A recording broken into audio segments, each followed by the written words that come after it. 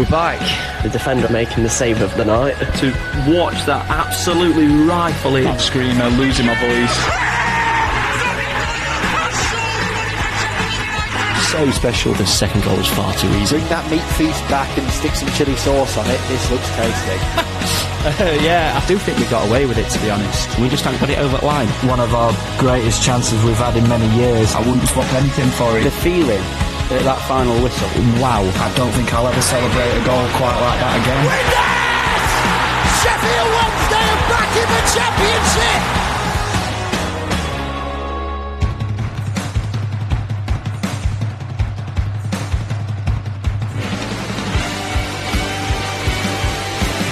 This is Football Forum Live. With Joseph Hadfield, Josh Chapman, George Barber and Ben Collins.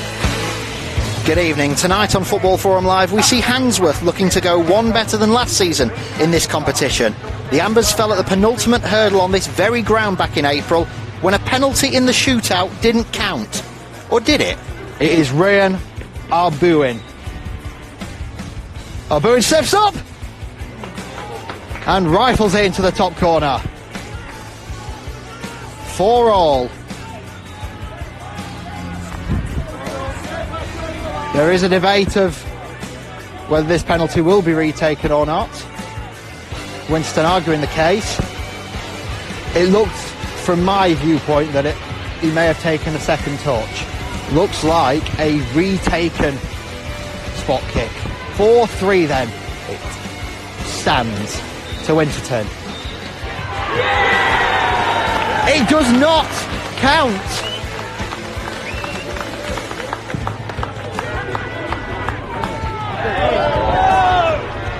And a mass fight is breaking out here between the two squads. This is turning ugly very quickly. But it seems that spot kick did not count, which means Winterton Rangers are through to the final of the Northern Counties Eastern League Cup. They have beaten Handsworth here 4 penalties to 3. Without a doubt, one of the craziest endings to a penalty shootout sent Handsworth out of the NCEL League Cup at the semi-final stage. Well, everything resets.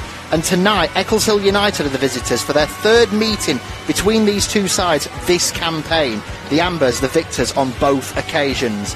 It's an all-Premier Division affair then. Handsworth against Eccleshill United in the second round of the NCEL League Cup. It's exclusive here on Football Forum Live. Kickoff is at 7:45. As for the team news, 4 changes for Handsworth from the defeat to Campion on the 21st of October. Fuchs and Dunn aren't involved in the matchday squad entirely this evening. Masai Arbuin drops to the bench, as does Aaron Moxham. In come Dodsworth, Bagley, Williams the captain, and making his debut, Matthew Ray. Eccleshill United, also 4 changes for them. That's from their 2-1 defeat away at Golkar United on Saturday afternoon. Brates and Somali drop out. They're not involved entirely. Neither is Roberts, and Jayeth drops down to the bench. In come Gussain, Gordon, Khan and Kong. A place in the third round of the League Cup is at stake. Who's taking it then? Well, you'll find out here on Football Forum Live. Also tonight, Sheffield United looking to break their duck and get a Premier League win at the 11th time of asking with a visit of Wolves. Sheffield Wednesday aiming for 2 wins from 2. They're facing Bristol City away from home. And Chesterfield was setting their sights on a cup set against the League One leaders. On Spotify, Apple Podcasts, Amazon Music and on your smart speaker. Alexa, play Football Forum. Discussing the latest from Leppings Lane to the street of Shoreham, this is Football Forum. So thank you very much indeed for your company. Welcome along to the Express Worktops Stadium, Handsworth. Full match commentary in the JCP League Cup. Handsworth against Eccleshill United this evening, this Wednesday evening, and it is pitch black. The charcoal grey skies have enveloped Sheffield 9 and have done so long before I set off from home, in fact, to arrive here this evening. We'll get the thoughts of our Sheffield United pundit Josh Chapman at half-time as he reviews Sheffield United. We'll also hear at full time after the game from our Sheffield Wednesday pundit George Barber. And before kick-off, let's in fact hear from our Chesterfield pundit Ben Collins. He was speaking to me earlier today after Chesterfield took on Portsmouth, and what a result it was for Chesterfield against Portsmouth, the League One leaders, the highest ranked side in the first round of the FA Cup. A 1-0 victory for the Spireites, that goal coming from Tom Naylor just after half an hour. So what did Ben make of that game? Your instant reaction when that Tom Naylor goal went in? I mean, it's a beautiful free kick from Mandeville just to chip it into his head, and honestly, it just was perfect. I could not fault anything at all with it. And we, obviously I'm talking for the whole game now, but we was dominant. I couldn't, watching the highlights and the extended highlights on Chesterfield's YouTube channel, we had an attack after attack after attack. There was barely any defending we had to do, and then obviously when we did have to do defending, we were solid. And yeah, it was a thoroughly comfortable Chesterfield performance, to say the least. And you wouldn't have imagined that going in, obviously, given the fact that there's 48 league places between the two sides going into kick-off. And Chesterfield, we know from what you've told us on the podcast over the last sort of 12 months or so, and it was, Chesterfield never seemed like they were in any sort of trouble whatsoever. No, you wouldn't believe that they're in the National League at all. And it just goes to show with how Wrexham and Notts County are doing in League Two.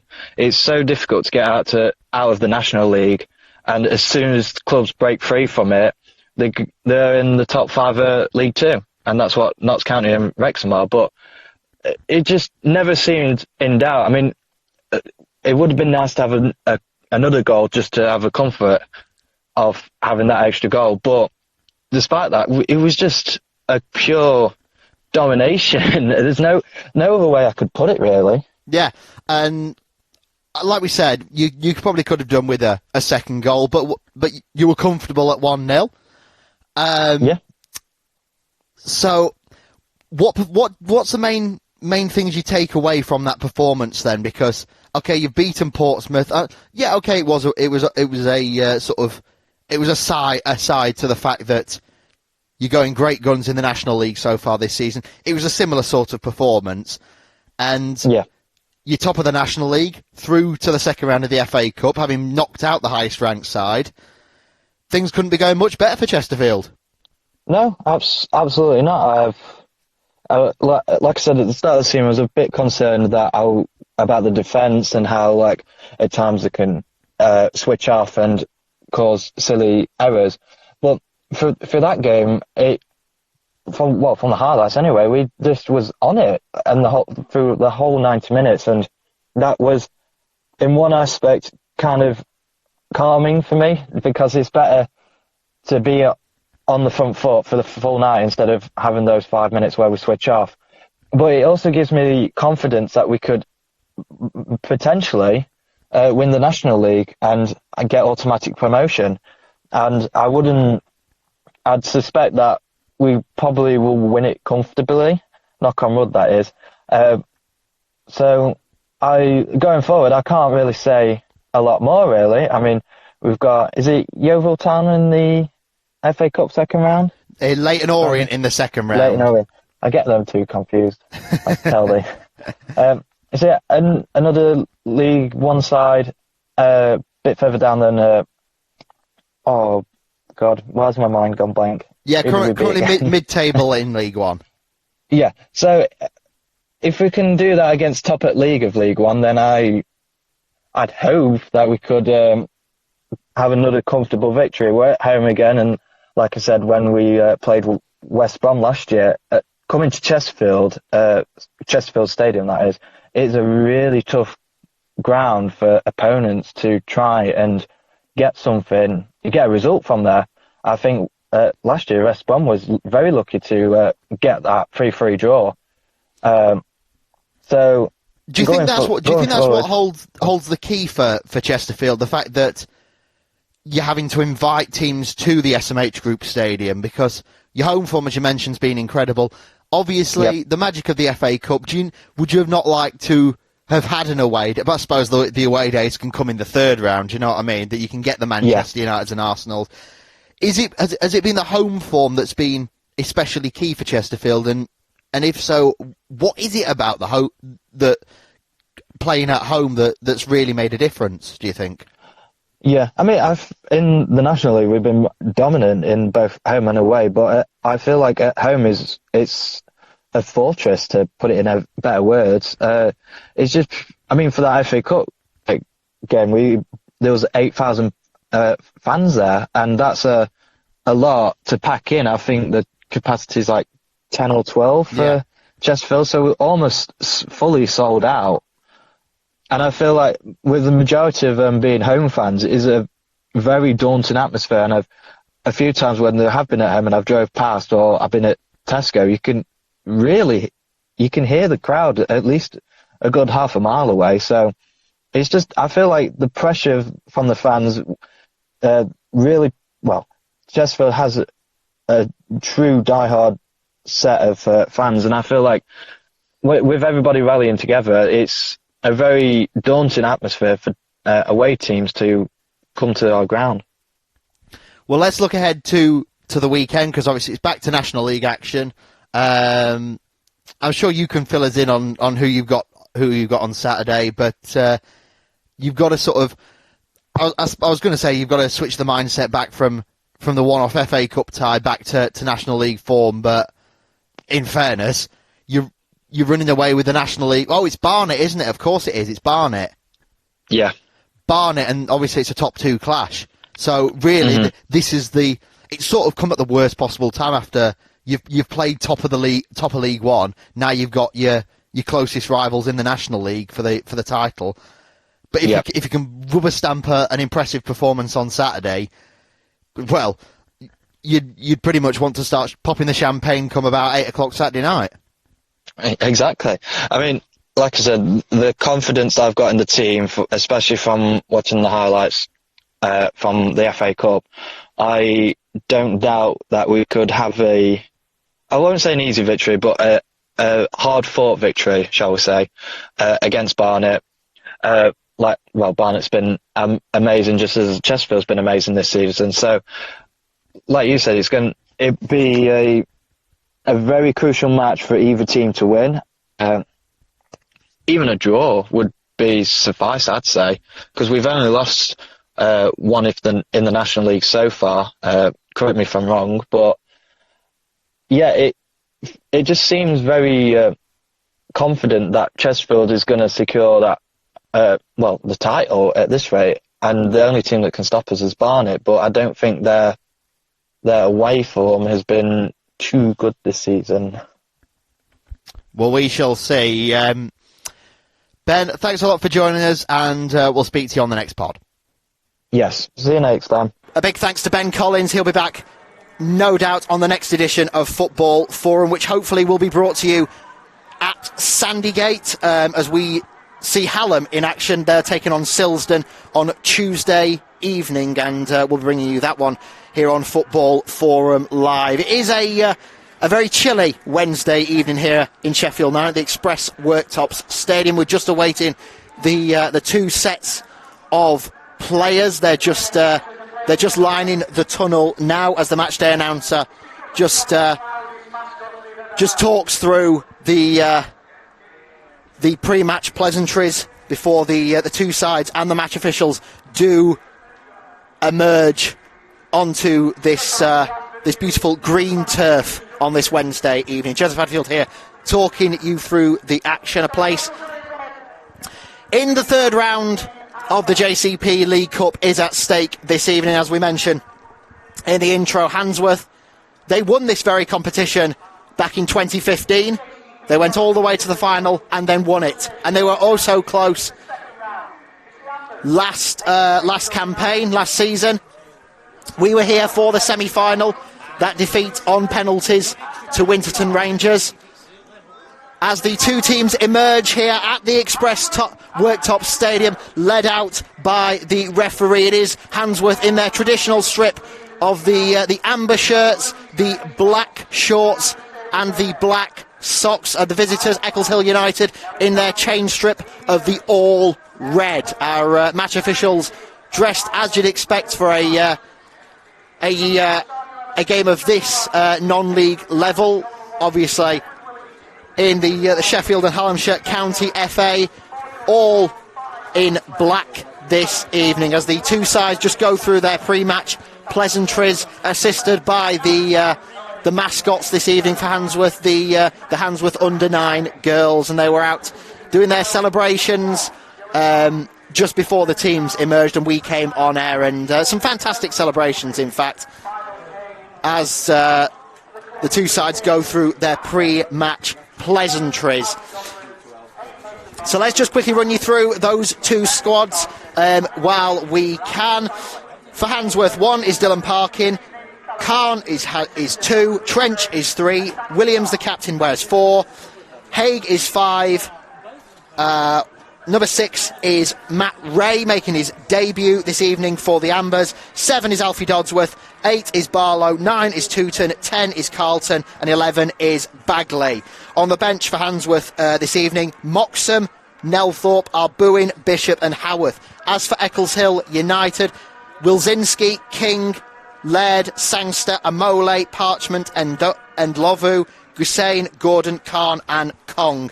As the two sides are going to meet, adorn the centre circle here, as we will take a moment to pause, and as the two captains go through their pre-match presentation, and we'll go through the coin toss. The two captains, John O. Williams for Handsworth, and we're not sure as to the number of the captain. I'll let you know as soon as he turns his back. So the two sets of players adorn the line of the centre circle. Number 18, Endlovu, is the captain for Eccleshill. The two sides will adorn the centre circle as we'll reflect for a moment and pay tribute for Armistice Day.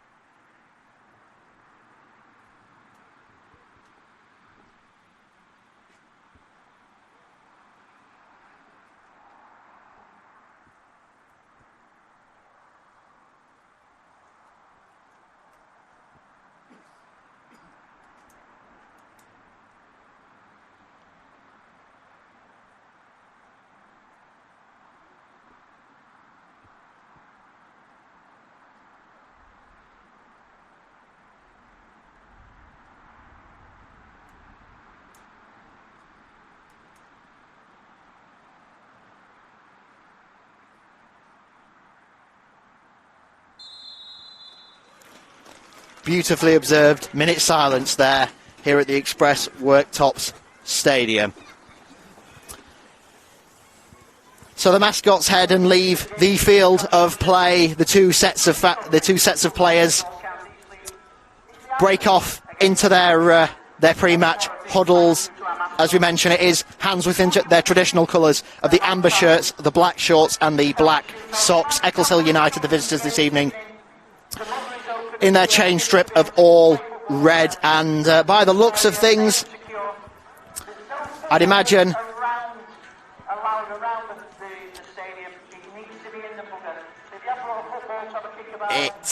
does it look like that it will be? It will indeed. It will be Eccleshill United, the visitors, then in their all red strip to get us underway here at the Express Worktops Stadium in the second round tie of the Northern Counties Eastern League Cup. This is 8th against 18th in the Premier Division. One of these sides will be playing third round football as the referee just checks with both goalkeepers, and we await the whistle.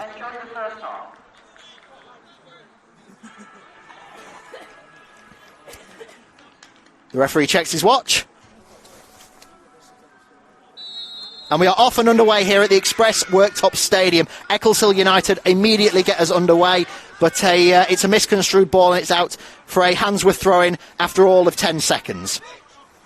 So it's the number 3, Trench, who will play the left-back role, and he'll knock it downfield in the direction of the number 10, Mitch Carlton, but it goes out of play, and Eccleshill have won themselves a throw-in, but the throw-in was taken from an incorrect position, that being the number 8, Jaro Parchment, and it will be yet another Eccleshill throw-in on this near-hand side, just short of halfway, but the referee will just say to him, just go back a few yards and make sure you're taking it from the correct position. So Darwin King, the Eccleshill right-back, will play the ball long and throw it towards the head of Michael Trench, and Handsworth immediately regain possession and will do so, as I thought that struck a hand, but Handsworth retain possession and will do so with Tooten. Tooten back here to the number 4 of Williams. Williams, I'm not quite sure where that ball was headed, but it's landed towards Mitch Carlton. Eccleshill regain possession, but they'll do so momentarily, and play can continue here with Williams on 30 yards out. Williams looking for options here. He'll loft the ball across field in the direction of Henry Kahn, who I believe he is indeed Henry Kahn, usually at centre-back. He's playing the right-back role this evening, but Eccleshill win possession here with the number 6. That is Kahn, and Kahn will play it forward, and he'll look for a man here, as I'm struggling to see what number that is indeed, but we'll do our best. I believe that was the number 11, Zachary Gangster. The number 9, that was, I've been reliably informed, Emmanuel Amole, who will ran out of room, and Handsworth regain possession and will do so here as they looks to loft the ball forward in the direction of Bagley on this left wing, but it's King to regain possession for Eccleshill, and he'll drift it across to his centre-back partner here on the edge of his 18-yard box. So ball lofted across field, but to no avail, and that's gone out for a Handsworth throw over on the far-hand side.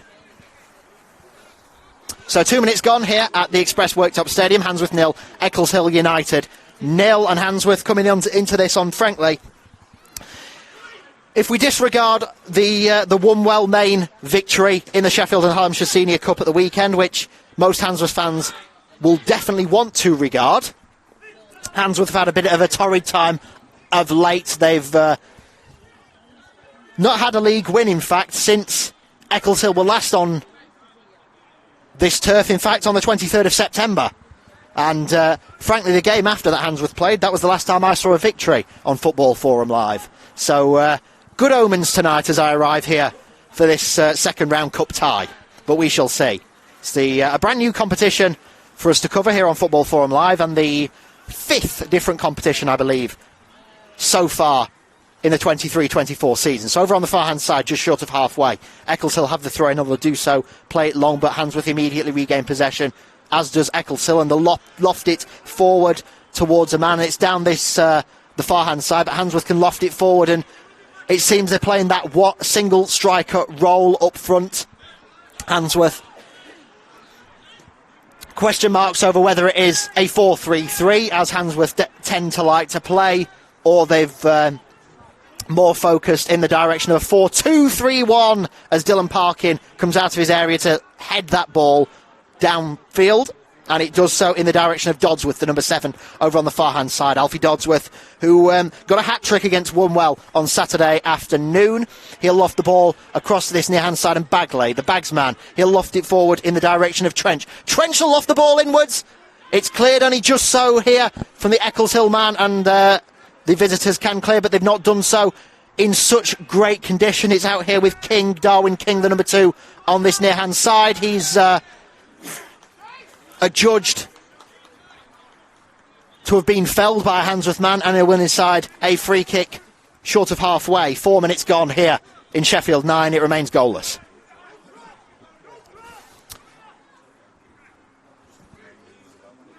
Ed Wolzinski is the Eccleshill goalkeeper. He'll loft it forward, but Handsworth can immediately regain possession and will do so with Dodsworth, the number 7, over on the far-hand side. Dodsworth, tricky little player him, as proved in recent times here on Football Forum Live, but Eccleshill will do their best to clear their lines, and it's out for a throw-in to the Ambers over on the far-hand side. I forgot to mention pre-match, our big match referee this evening is Callum Hutton from the Leicestershire and Rutland FA. He's assisted by Lewis Spray and Danish Khan, both of the Sheffield and Hallamshire Football Association. So the ball lofted downfield in the direction of a Handsworth man, but it's I'll try and get my words out, that'd be a good start. It took a bit of a ricochet, and Eccleshill have lofted the ball down here in the direction of Gussain. Gussain looking to turn his man, but he was on a hide into nowhere with that ball, and Bagley can regain possession for Handsworth. He'll do so and loft it over in the direction of Dodsworth. Dodsworth lofts it down the right-hand side, looks to cut in and shoots! But it's wide, and it was a good effort from Alfie Dodsworth from all of about 20-25 yards. He did take the shot, but just a few inches wide of the left-hand goal post, and it remains Handsworth 0, Eccleshill United 0. We've played 5.5 minutes. Plenty more action here coming here your way here on Football Forum Live over the next month or so, shall we say. We're planning to be cross from Sheffield 9 to Sheffield 10. That's our aim on Tuesday night. As Bagley wins the header, but it's a bit of head tennis in the middle of the park. As Wazinski looks to reclaim possession and will do so in the goal. Thank you very much. So Wazinski has the football in his gloves, and he'll do his best just to belt that one upfield in the direction of an attacking man. And is that offside? I called that even before the assistant put his flag up. There we go. But offside on the number 9, Emmanuel Amole, and Handsworth have won themselves a free kick in their own 18-yard box. Dylan Parkin, the Ambers goalkeeper, in the all dark grey this evening. He lofts that in the direction of Dodsworth, but Eccleshill can regain possession. But a ball lofted upfield from halfway results in nothing more than Parkin just getting a few more steps in today. And it's out with Khan, the number 2, in the right back position. So Handsworth can build an attack once more, and they'll need to do so. They've been struggling for form of late, apart from putting 7 past Wunwell Main on Saturday afternoon in the second round of the Sheffield and Hallamshire Senior Cup. We saw 7 goals in our last Football Forum Live commentary. That was Stocksbridge Park Steels giving Hallam a bloody good nose.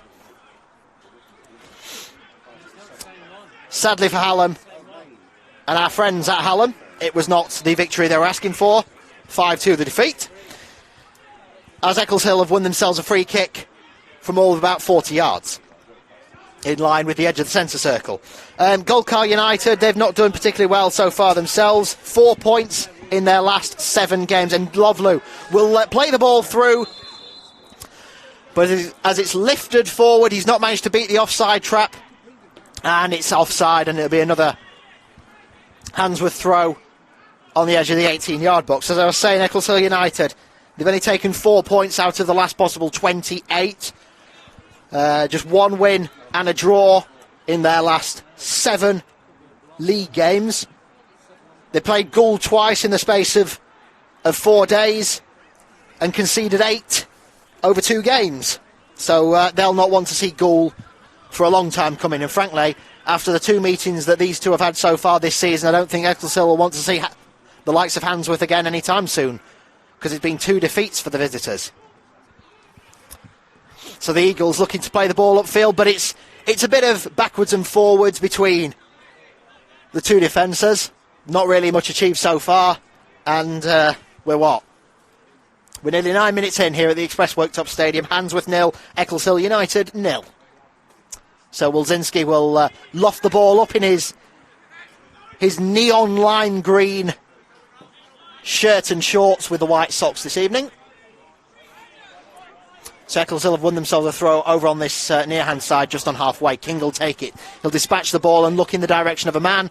And Gussain on this near-hand side looks to loft the ball in towards the edge of the box. Can they get the shot away? It's not clear yet. Plays it across to the number 8, Parchment. Parchment lofts the ball in. Can he get a head on it? No, he can't. Handsworth clear their lines, but they'll only do so shortly. And here's Kong as they look to... nice bit of passage of play, but Handsworth can counter now here as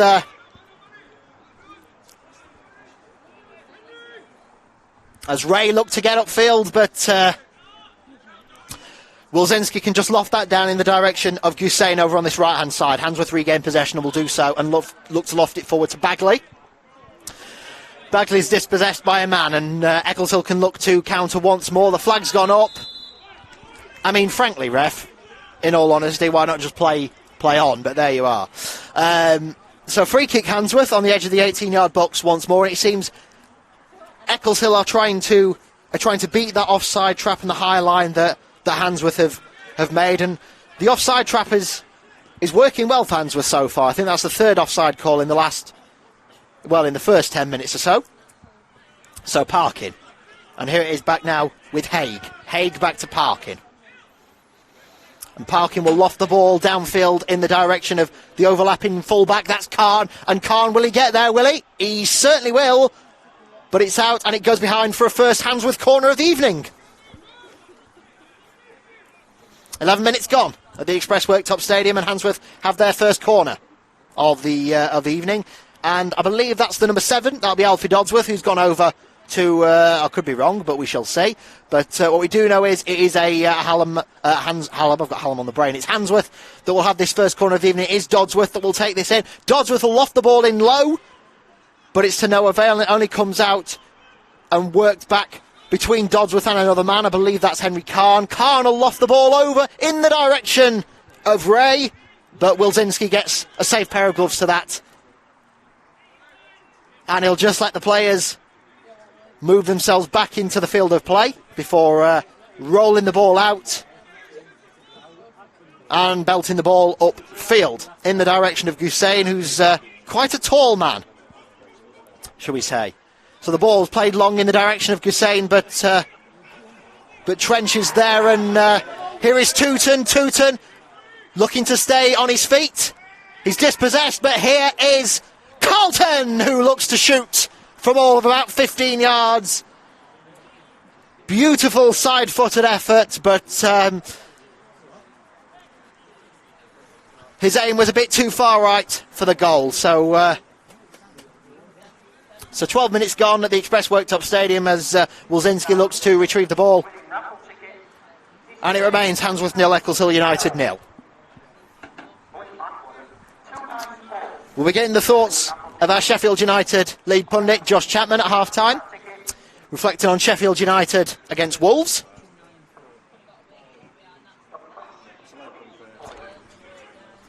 As the ball's lofted down and Handsworth can look to counter, and they'll do so. Here is Tooten. Tooten looking for an option, but it only comes back as Rye, and Rye makes a bit of a rash challenge. The player goes down, but play continues as Eccleshill look to loft the ball upwards in the direction of a man. Taken to the near, and he drifts into the 18-yard box, but Handsworth will muscle their way up and can play the ball downfield. The referee, Callum Hutton, thinks nothing of that, and it's lofted over to this near-hand side, and Parchment for Eccleshill United. Parchment with the striking ball in towards the 18-yard box. It's not clear yet for Eccleshill United. They come again as he looks to worm his way through. There is a chance, and a chance here for Eccleshill United if he can get his foot in right. Can't. It's the number 9 of Amole.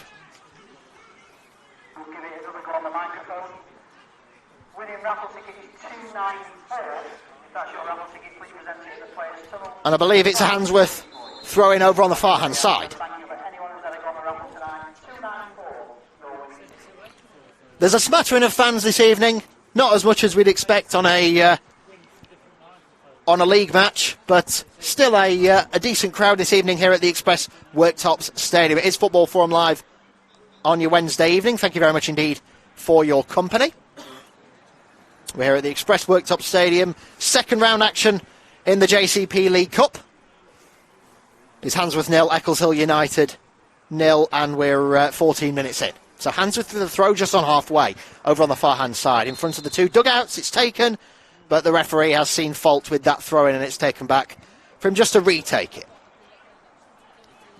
So Williams, the captain, the number 4, loft it down in the direction of Khan. He'll get to the byline and loft it across the edge of the goal. But it was too fast and too in the wrong direction for any Handsworth men to get the head onto that, and it goes behind, and it's a Eccleshill goal kick.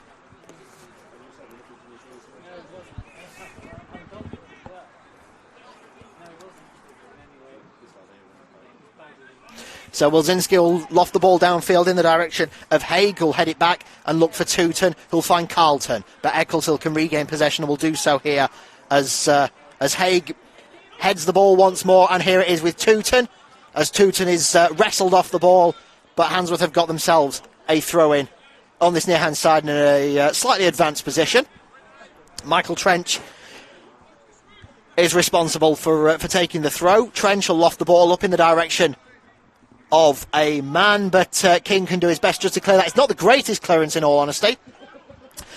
Back here with Williams for Handsworth and to Khan. Khan will get past his man and find Dodsworth. Dodsworth over on the far-hand side in shirt number 7. Dodsworth will ostentatiously try something from all of 35 yards. Tooten couldn't get a toe on that to direct it past Wilczynski. He gets another safe pair of gloves to that one. So we're 16 minutes in Sheffield 9, and it remains goalless. And Handsworth, I believe, both games finishing 2-1 to the Ambers that these two sides have met in the Northern Counties Eastern League Premier Division so far this campaign. Eccleshill will look to get the revenge in the League Cup.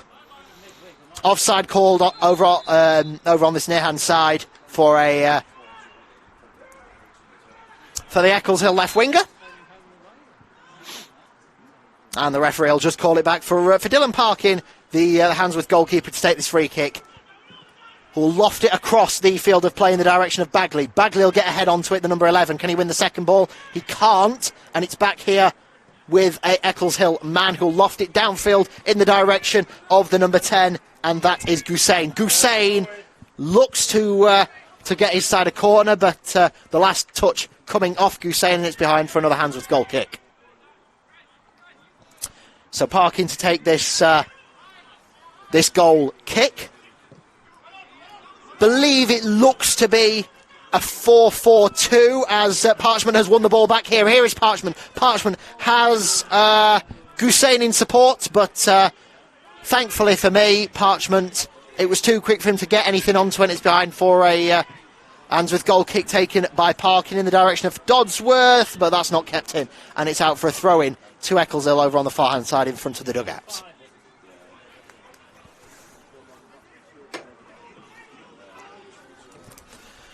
If in doubt, it's 9 and 10 up front, as you'd expect here at the Express Worktops Stadium. So Football Forum Live comes to you from Sheffield 9 this evening, and Handsworth have themselves a throw-in, which will be played back to Dylan Parkin in the Handsworth goal, and exchanged with the throw-in taker Henry Khan. Khan will loft the ball up, but it only reaches the number 8 of Parchment, and Parchment can loft it through in the direction of the captain Endlovu, and Parchment has gone down here and is staying down on the edge of the centre circle. He played the pass, but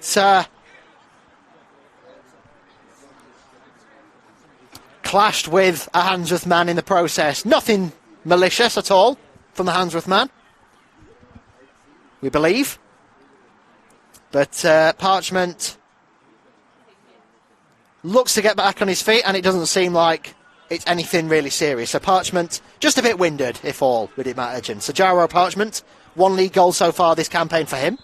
He's back up, and Endlovu, the captain, has won himself a free kick. Talent Endlovu. Let's see if he's got the talent to lead his side to a victory this evening. Here it is with Gusain over on this near-hand side. Gusain, the number 10, will shape to shoot. He'll look to loft it across, and it goes into the box. Can anyone get a head onto it?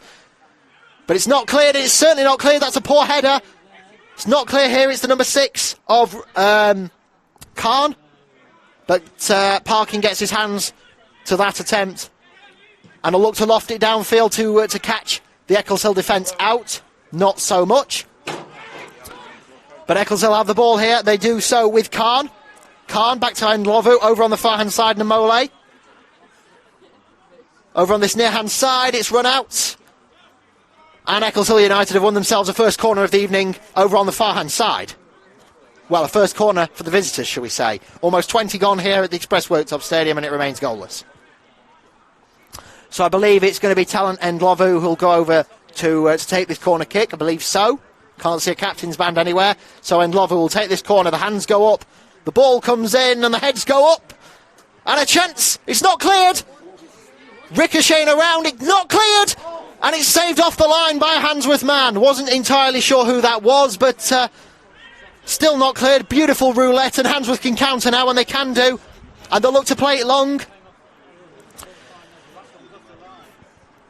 But Eccleshill United will get the ball out of play. My goodness, there was so much action going on there in the space of no time at all. Couple of good chances for Eccleshill United, but it was, I believe, the number 5, Owen Haig, the man that cleared it off the line and maintained this second round tie with the score being goalless. So it will be a Handsworth throw-in over on the far hand side. The number 4, the captain, Jonathan Williams, will go over to take it, and will do so. No, he's actually going to pass it back to his defensive partner in Henry Khan, the number 2. Khan will go and take this throw in over on the near hand side. So it's played down, but Eccleshill will just send that back towards the goalkeeper Wilczynski. Couple of keepy ups, why not? Handsworth win themselves a header, but Amole couldn't muscle his way between the two men, and it's out for an Eccleshill throw-in on this near-hand side that Darwin King will take, the shirt number 2. So Trench wins the header for Handsworth. Bagley will win the second ball, and it's lofted downfield in the direction of Tooten. Tooten for Handsworth now on the edge of the 18-yard area. Looks for options by the corner flag. View obscured by the 4 fans that are standing on this touchline. Here is Jonathan Williams. Williams is about 25 yards out. Will pass it across to Carlton. Carlton will look to feed in Khan, but a great defensive tackle and a block will prevent that.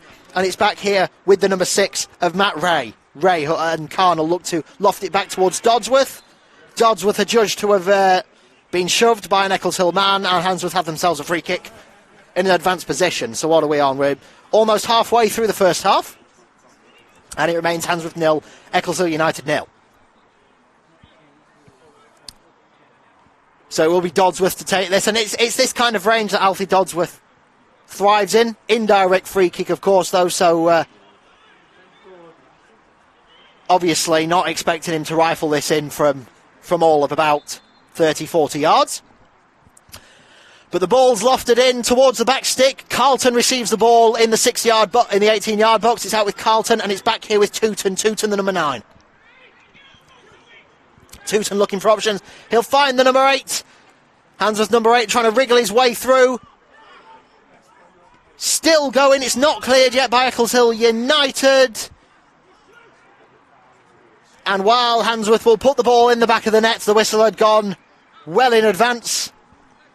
And Eccleshill United have got themselves a free kick. Very defensive on the edge of their own 18-yard box. It was Mason Barlow with some great play there, trying to wiggle his way through the Eccleshill defence, but to no avail. So Eccleshill United free kick then, defensive free kick, just outside their own 18-yard box, and it will be Wilczynski, the goalkeeper, to loft this ball upfield towards Amole. But it is Haig that will win the first header. And there's one phrase that comes to mind there from Owen Haig's kick, and that's have it. And here come Handsworth. Sean Tooten's first touch, letting him down badly there. Handsworth were in. After scoring on Saturday in the 7-2 Sheffield and Hallamshire Senior Cup victory over Wonwell, Tooten wants to double his tally in 2 different cup competitions in the space of about 5 days. Not to be. And Eccleshill will have it here with Gussain. Gussain will loft it off in the direction of Parchment. Parchment back with Gussain on the edge of the 18-yard box. Gussain shapes, trying to turn his man and wiggle his way into the 18-yard box. Gussain still going! It hits the side netting. And it's a Handsworth goal kick. So 24.5 minutes gone, and it remains goalless. Here's Carl. Carl plays it back to Parkin, and Parkin will loft it downfield, but Eccleshill will regain the possession momentarily. They in fact do. But Williams will loft the ball downfield. Has he beat the offside trap? Alfie Dodsworth, he looks in. He's still onside. The referee has his flag up. The linesman has his flag up, I should say. Alfie Dodsworth puts the ball in the back of the net, but to no avail. He's offside. And it remains Handsworth 0, Eccleshill United 0. Alfie Dodsworth coming back into the squad after not being involved. Well, he might have been involved in the victory over Millwall. In fact, he was, because he got a hat-trick.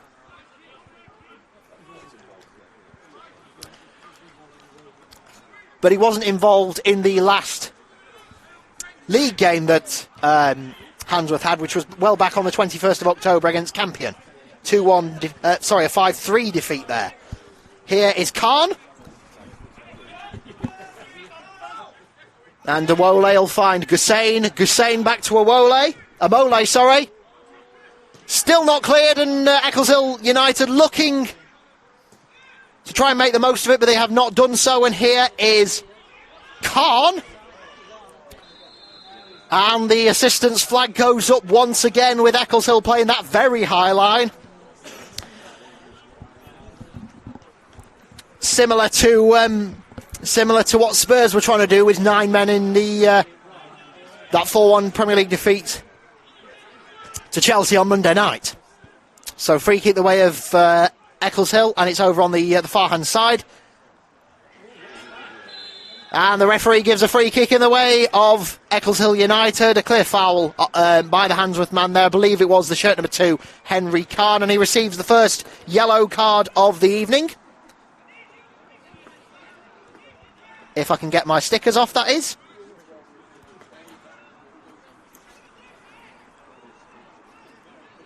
Henry Khan is the first name in the referee's notebook this evening, the shirt number 2. 2 league goals so far this campaign for him, those coming against Maltby, Maine and Fackley. But Eccleshill United here have this free kick over on the far-hand side, somewhat 20-25 yards out from goal. Side on, so I can't imagine he's going to have a crack from this kind of angle, shall we say. Looks like it will be Ndlovu, the captain, who's gone over to take this set piece. So Ndlovu, the number 18, will have this free kick and look to open the scoring here at the Express Worktops Stadium. So Ndlovu will stand over this free kick. So Ndlovu will play the ball in. It's not cleared and it's into the back of the net. And Eccleshill United lead here at Handsworth. Sadly, the fans who were trickling down the flank blocked my view of the goal. So unfortunately, I have no idea who it was indeed that scored it. It looks like, because of the applause that's getting it, is Darwin King who's got it. I was right indeed. Darwin King, the fullback. 1 league goal so far for him this campaign, where he's got a second goal of the campaign, and it's his first in the JCP League Cup. 28 on the watch here at the Express Worktops Stadium. It's Handsworth 0, Eccleshill United 1.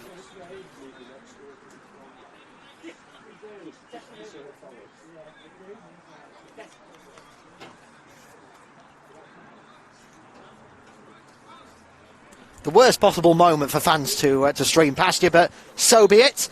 And Handsworth will get play back underway, so the Ambers finding themselves a goal behind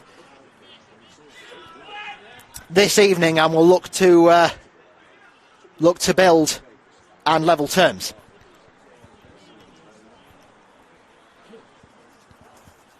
And from what I can tell, really, it was the free kick that came in, and it was sort of ricocheting. Frankly, I have no idea, so I can't really give you any more information than that. I saw the free kick coming in, and I saw the ball rolling its way into the back of the net. Apart from that, I can't tell you any more, unfortunately, which is a bad thing as a commentator, but so be it. There we are. Hallam, Handsworth, no, neither. Eccleshill United. Eccleshill United have got the throw-in over on the far-hand side, and we're 29 and a half minutes into this second round cup tie. The referee gives a free kick in the direction of Eccleshill United after a foul by Brandon Bagley.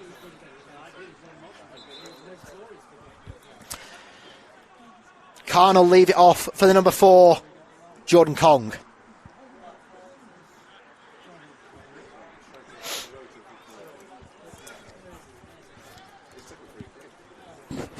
So Kong, the number 4, will loft the free kick high in towards the 18-yard box.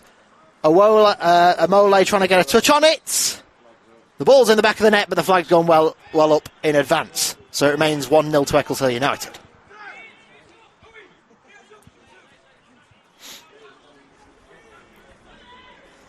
Plenty more action coming your way on Football Forum Live over the foreseeable future. Tuesday night we're off to Sandygates, Hallam against Silsden.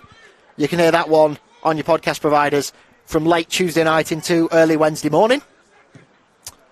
All the goals will be published on the Football Forum social media channels as Sean Tooton is adjudged to have been fouled by the goal scorer Darwin King.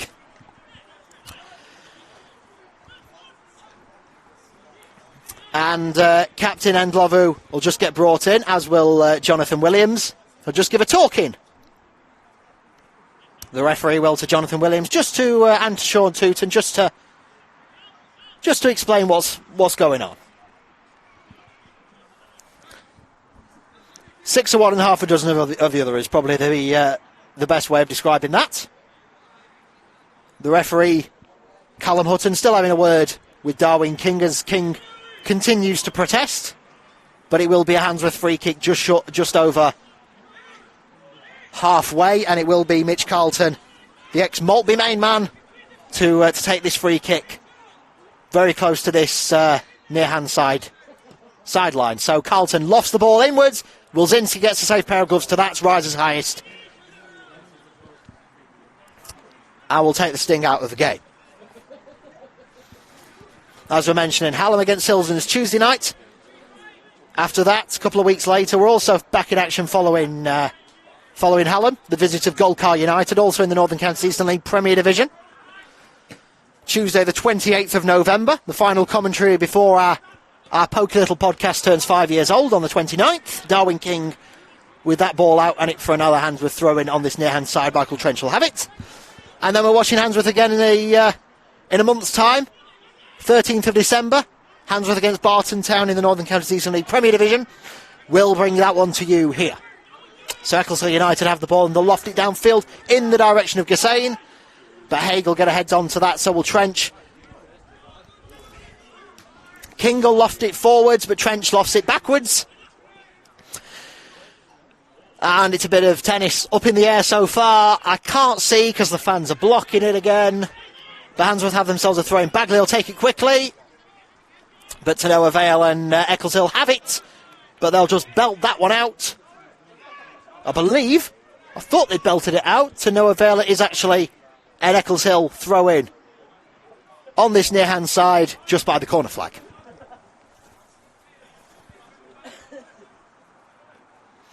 So 33 minutes gone at the Express Worktops Stadium. Remains Handsworth 0, Eccleshill United 1.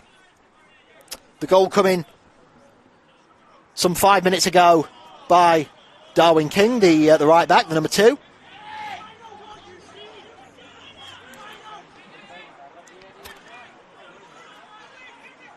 The linesman getting his bearings a bit out of place. I can't blame him, frankly. I've tried it and it's a tough job.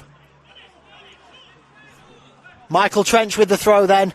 The shirt number 3, as the fans do start to disperse, which helps. Ball's not cleared yet, but it's drifted long into the night sky and onto the head of Henry Kahn. But Eccleshill will look to count here, and they'll do so here with Gassain. But the linesman has called offside on this near-hand side.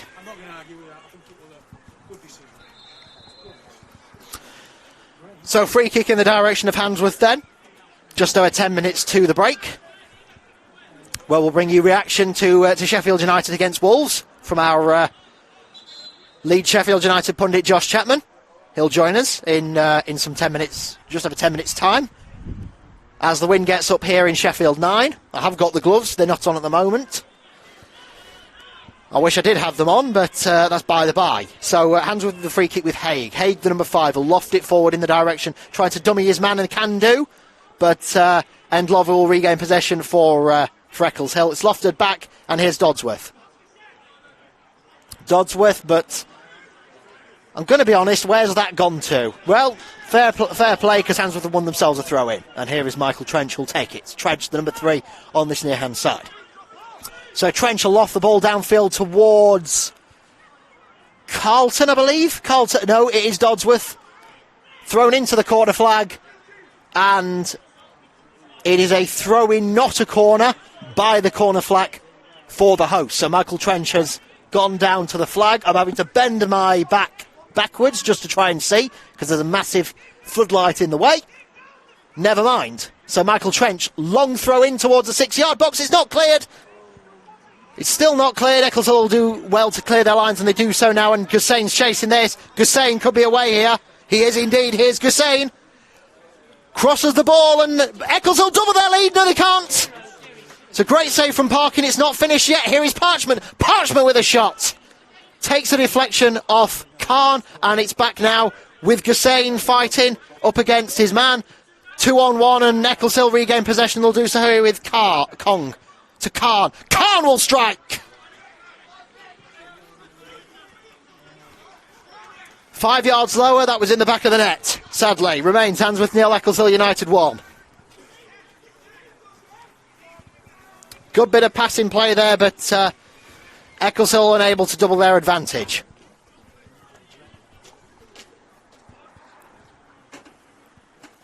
So Parkin will loft the ball downfield in the direction of Dodsworth, but Eccleshill regain possession, will do so over on the far-hand side with Gordon. Deflected out, and Eccleshill have themselves a throw-in over on the far-hand side in a defensive position.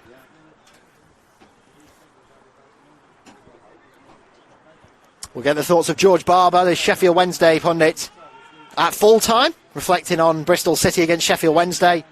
We'll also look ahead to Millwall's visit to Hillsborough on Saturday. So Handsworth have it here, and they'll do so with Carlton. Carlton exchanging with Dodsworth. Dodsworth back to the defence, lofted forwards towards Bagley. He gets the touch on it, but the flag's up once again over on the far-hand side. And it seems both sides have had issues so far this evening in trying to beat that offside trap, both playing very high line and countering. And they're cancelling each other out, apart from the fact Eccleshill have already had it in the back of the net once this evening, which has counted. 8th against 18th in the league. And you wouldn't have been able to tell that from the performances we've seen so far this evening. Both evenly matched, Eccleshill with the lead. So Wilczynski, the goalkeeper for the visitors, wearing shirt number 1. He'll have this defensive free kick on the edge of his own 18-yard box. Lofts it downfield in the direction of Amole.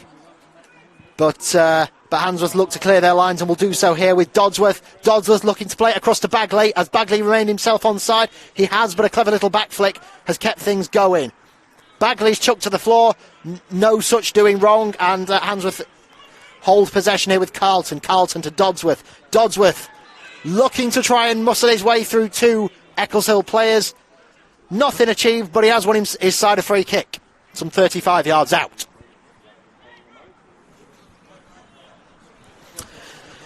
And that's the sort of thing we know that Alfie Dodsworth can do.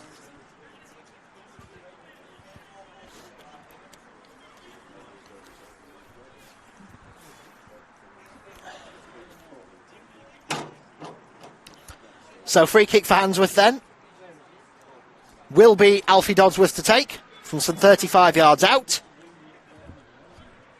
Every outfield player in that half of the pitch. Dodsworth will loft the ball in towards the area, and Matthew Ray making his debut this evening. That was a great chance for him, a clean header on the ball, but he's lofted that a few yards wide.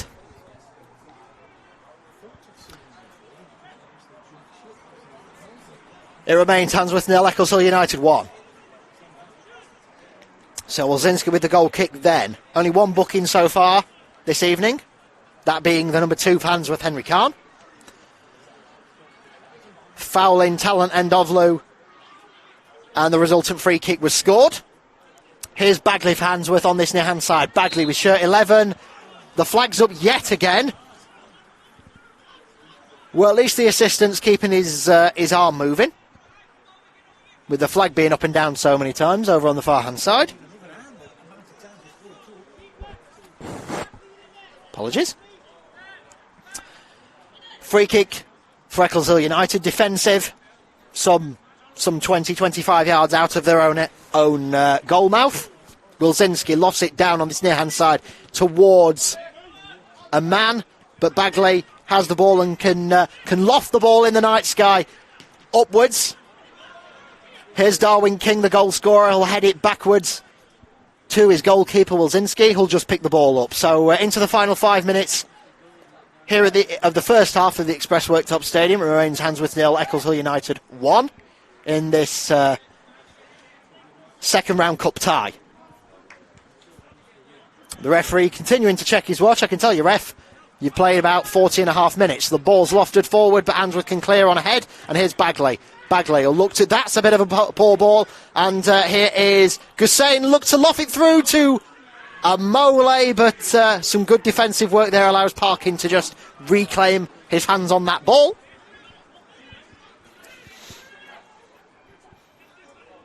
Emmanuel Amole, the shirt number 9 for Eccleshill. Only one league goal so far for him this campaign. He scored Eccleshill's only goal in the 2-1 defeat away at Golcar United on Saturday afternoon. So Handsworth have the ball here on this near-hand side, just in front of our commentary position here with Trench. He'll loft the ball forward in the direction of Tooten. But Tooten loses possession and Barlow will just foul his man. It's Talent and Dovlu again, and it's a free kick to Eccleshill inside the centre circle.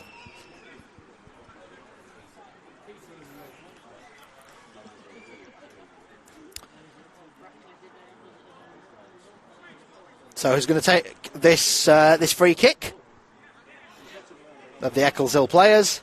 I think Ndovlu fancies it, but it will be Darwin King, the goal scorer, who'll take it. So inside the centre circle, lofts the ball downfield towards the 18-yard box. But there's no one there to receive possession of the football, and it's out for a goal kick to Handsworth.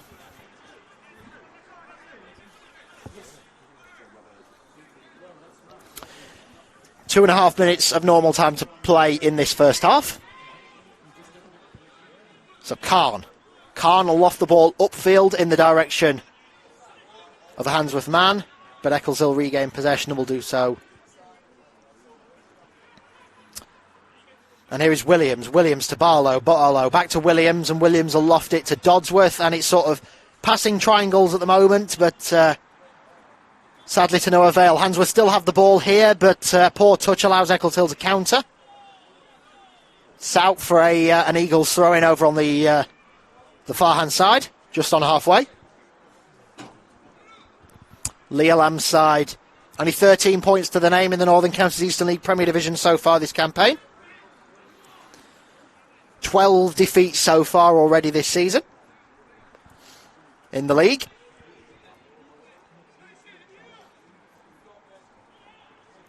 Last victory coming on the 14th of October. That was at home in the 5-4 win over Pickering Town. Which, fun enough, is Handsworth's next opponents away from home on Saturday afternoon. Here is Handsworth with a chance, but Carlton just couldn't get a touch on that to send the ball in the direction of the Eccleshill goal. So goal kick.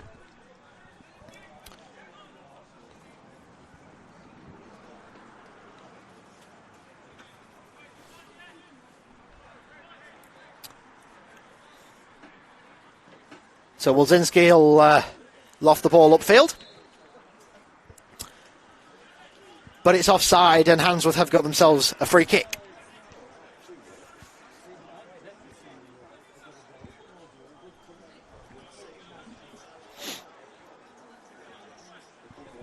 Amole just trying to get as many yards as he can, but he's adjudged too close to the free kick, and it'll go back to be retaken.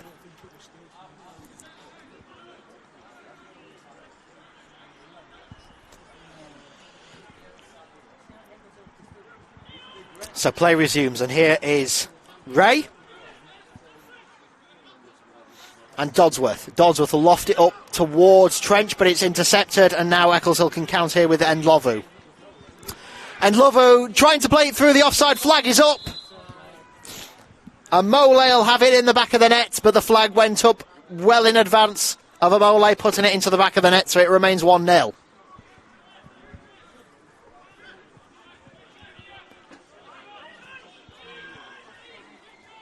Williams and Khan. Back to Parkin. Parkin lost the ball upfield, but it's only towards an Eccleshill man. But it's headed out, and Handsworth have won themselves a throw-in over on the far-hand side, just on halfway.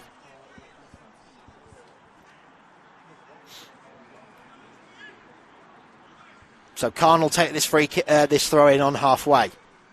Khan tries to find Carlton, but his touch takes it out, and it's a throw-in over on the far-hand side to Eccleshill.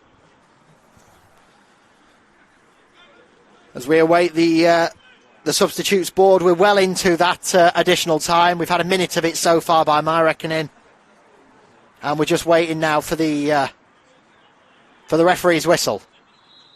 And the referee calls half-time here at the Express Worktops Stadium.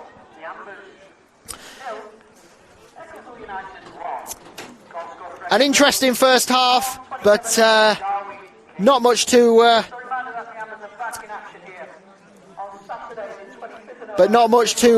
shout about, apart from the goal. The goal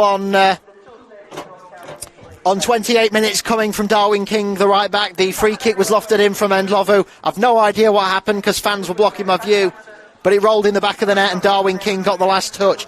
At the break here, it's Handsworth 0, Eccleshill United 1.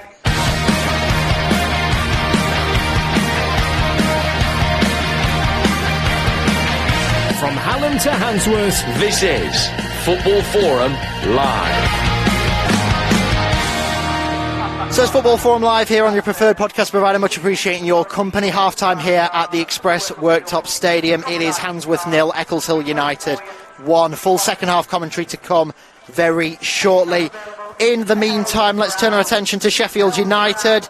2-1 victory for the Blades. Finally breaking their duck and getting that first Premier League win of the season at the 11th time of asking. Cameron Archer opening the scoring in the 72nd. Jean Richard Bellegarde equalising in the 89th minute. And then a 100th minute Ollie Norwood penalty gave the Blades victory. We're joined now by our Football Forum's Sheffield United pundit Josh Chapman. Evening, chappers. Evening, mate. So let's talk Blades then. Your thoughts on the 2-1 victory? Well, what a weird change. What a weird change. It's nice to finally be talking about a victory rather than yet another defeat. And earlier in the season, I've said it a couple of times that the games earlier in the season against teams like Forest, against teams like Everton, Man City, I've said previously that I thought we should have got something out of the games and hadn't. And Saturday was one of those days where I thought we should have got something out of the game. And finally we absolutely did. And I thought we were more than good value for it. I thought first half, it was a little bit, a little bit lacklustre just from both teams, really. I didn't really think a great deal happened. I thought we were more than in it. Wolves had a couple of decent chances, and there was one that they probably should have done a little bit better with. But I thought, all in all, we did well. I thought we kept them quiet, defended well. I thought we just needed to keep the ball a little bit better. We were giving it away a little bit cheaply when we picked it up in defensive positions. We just gave it away a little bit cheaply, rushed it, and didn't really make it stick. But second half, I thought we came out of the traps really sharply. I thought we pressed really well from the front. And, we made it difficult for Wolves to play out from the back. And I said to a couple of people, during the Man United game, that, they had two of the biggest dangerous players in the league at centre-half in Johnny Evans and Harry Maguire. And they had Onana in net. And we were just letting them pass the ball around the back. We weren't putting any pressure on them. We were making it easy for them to play out. And we were doing that during the first half against Wolves. And then the second half came out and completely changed it. And we made it so much more difficult for Wolves. And I personally thought they really struggled with it. And I think that was a real key element of our success on Saturday, that high press, making it difficult for teams to play out. And sometimes you think, okay, well, if you press them and they play out of it because they've got that bit of quality, then fair enough. But I thought we were excellent in that and forced them into mistakes. A great first goal from Cameron Archer, who I didn't really think had the best of games before that. But one thing he can do excellently is take a shot, and it was a brilliant finish from just outside the area. And then, a disappointing goal to concede. I think it's a poor decision from the referee. Paul Heckingbottom's already explained why it's a poor decision, and it was a real kind of kick in the teeth. But Ollie Norwood smashing in that 100th minute penalty made it all worth it, really. Football, like I said after the game on Twitter, I thought, football, there's no game like it in the world, and there really wasn't on Saturday. No, absolutely not. Very briefly, do you think it was a penalty or not? I thought it was a penalty. I thought there was enough contact for it to be a penalty. Time after time, we see other teams do that against us where, all right, I do think it's a little bit soft. I don't think there's a great deal of contact, but I think there's enough for him to go down and warrant a penalty. We've been on the receiving end of fouls and penalties like that for however many years, especially in the Premier League, and we never seem to do it ourselves. So it's quite nice for the boot to be on the other foot, to be honest. And I'm not quite sure what Gary O'Neill's got to complain about, because I thought Wolves had pretty much every other decision throughout the game. So how he could possibly complain about the referee's performance after the game on Saturday, I'm not quite sure. Let's just turn our attention very briefly to Brighton. Obviously, the next game for Sheffield United on Sunday.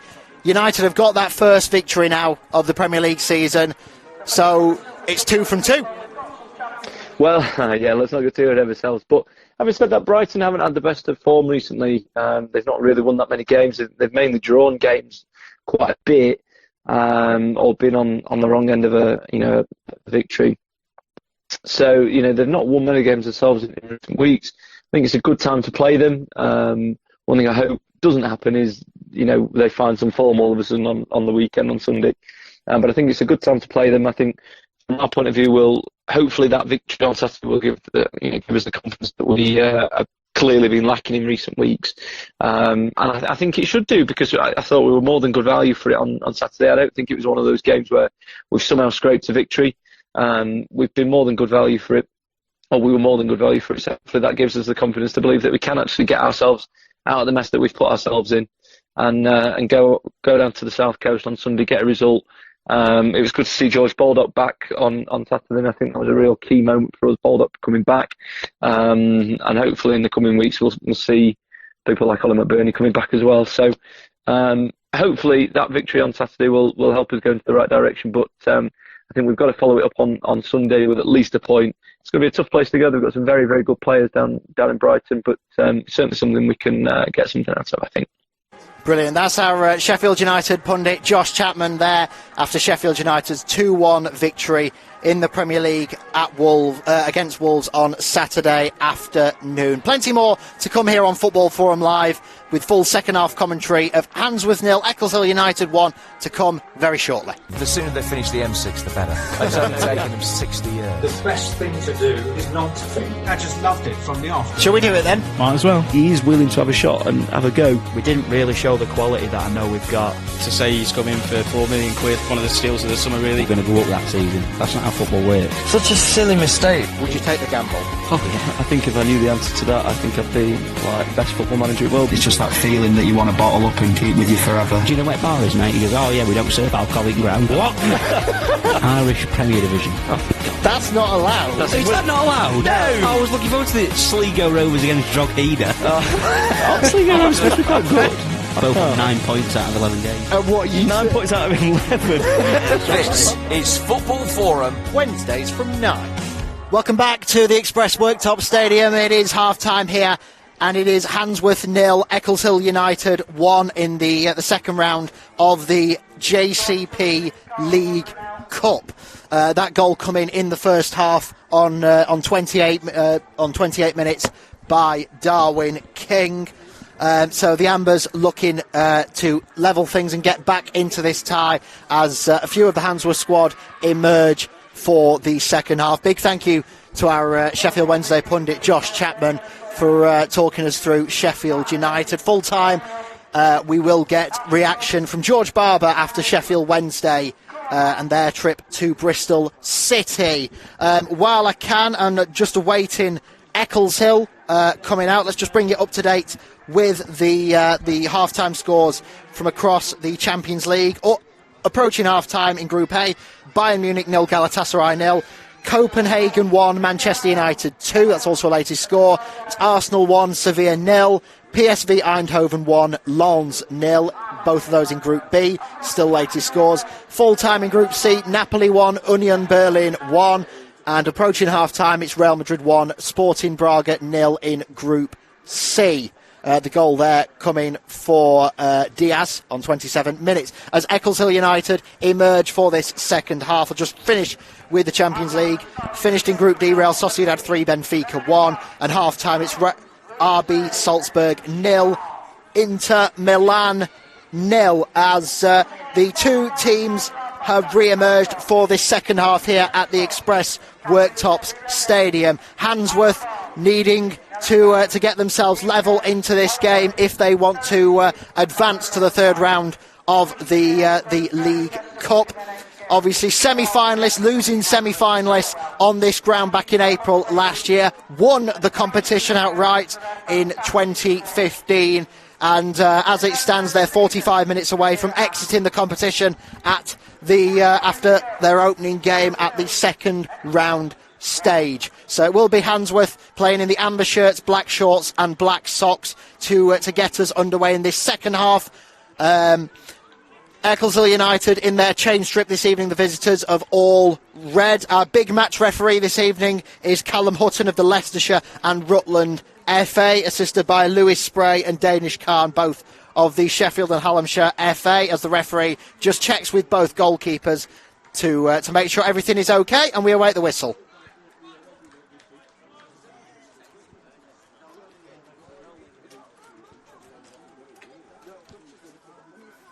And we are off and underway for this second half here at the Express Worktops Stadium. Handsworth get us underway, and they're playing in this second half from left to right as we look from our commentary position next to the AB graphics stand. They will be they're playing towards the railway end, and immediately an offside is called on the number 9 for Handsworth, Sean Tooten. I'll just quickly run you through the two sides. Handsworth, so they've got Parkin in goal, Khan, Haig, Trench and Ray in defence. Believe it'll be Williams and Barlow in the defensive midfield. Bagley, Dodsworth and Carlton as an attacking 3 just behind Sean Tooten, the number 9. Here come Handsworth over on the left-hand side, the far-hand side, with looking to play a chance here. And can Tooten get his strike away? He can't, but Dodsworth can stick it in! Alfie Dodsworth equalises for Handsworth early on in this second half. It was a lovely bit of play down the far-hand side as Trench lofted the ball down.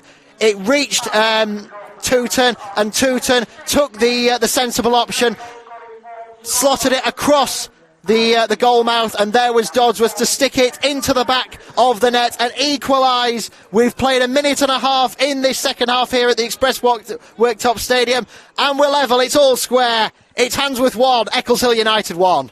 Well done, Alfie. And Alfie Dodsworth building on his hat-trick he scored in the Sheffield and Hallamshire Senior Cup at the weekend against Wunwell Main. Well, he's bagged another goal this evening, and he's scored in 2 consecutive cup competitions. So Eccleshill United will restart play, and they'll do so and look to immediately try and get themselves back ahead. I'll do my best to update you with their starting lineup very shortly as the ball's played in here, but it's deflected behind, and it'll be an Eccleshill United corner. The second half to this League Cup tie in the second round started at 1,000,000 miles an hour compared to the first half, and we've had 2.5 minutes in this second half. So the corner comes in for Eccleshill United, lofted in, and it's just headed over by an Eagles man. So while That's gone out, and the ball's being retrieved. I'll just quickly run you through the 1-11 for Eccleshill United. So it's Wilczynski in goal with 1. King, the goal scorer in the first half, in 2. It is Gordon in 3. Kong in 4. Laird 5. 6 is Khan. 8 is Parchment. 9 Amole. 10 Gusain. 11 Sangster. And Endlovu, the captain, is shirt number 18. As Dylan Parkin, the Handsworth goalkeeper, will just loft that ball downfield, but it only reaches the number 2 of Henry Khan, and Khan will look to loft the ball forwards. Well, it's going to be called offside, so if in all doubt, just drag your man to the floor. Why not? And Brandon Bagley participating in a bit of that. So it's an Eccleshill United free kick anyway, but he's decided he'll drag his man to the floor as well. So the free kick is taken, and Handsworth look to immediately regain possession, and will do so here with, I believe that's Khan. It is indeed. But in doing so, he made a stab at the ball, and he's caught the Eccleshill number 11, Zachary Sangster. So Sangster has won his side a free kick, which Kong will take. And I could be wrong, it might be King, but I looked on the Eccleshill website and it said Jordan Kong. So whether I'm wrong, there you are. So the free kick is lofted in towards the 18-yard box. The head goer up, and the ball goes up and over and out of bounds, and that one's heading towards Tillensley Golf Club. So 49 gone here at the Express Worktops Stadium. It's Handsworth 1, Eccleshill United 1.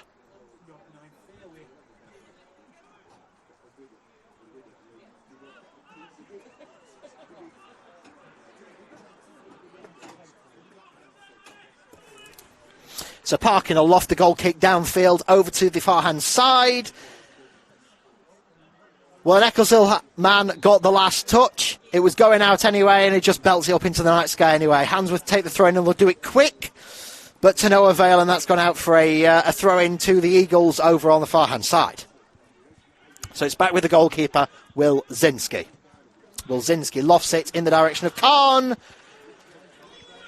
Shouts of handball, but to no avail, and it's back here with, when he turns his back. So here's Sangster and King, and Khan, sorry. Khan exchanging passes with Gordon. Over to Kong. Kong will loft the ball downfield towards Gusain over on that far-hand side in right wing role, but regardless, it's a Handsworth goal kick, and Handsworth have started this first half much better. It's the best we've seen Handsworth play so far, all game in fact.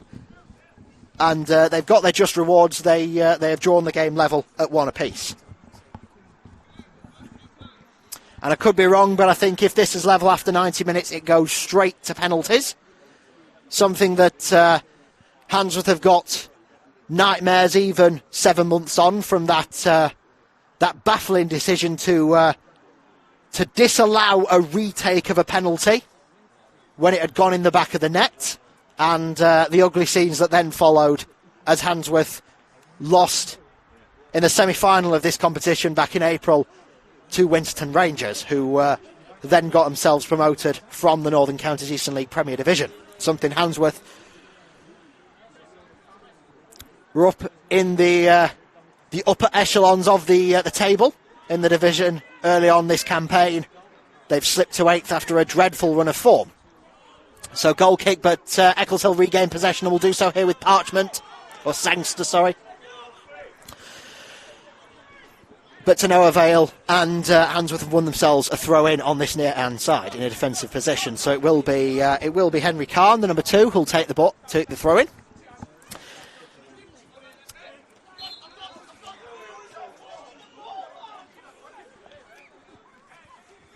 Tooten did win the ball and held off his man. But regardless, it's gone out of play.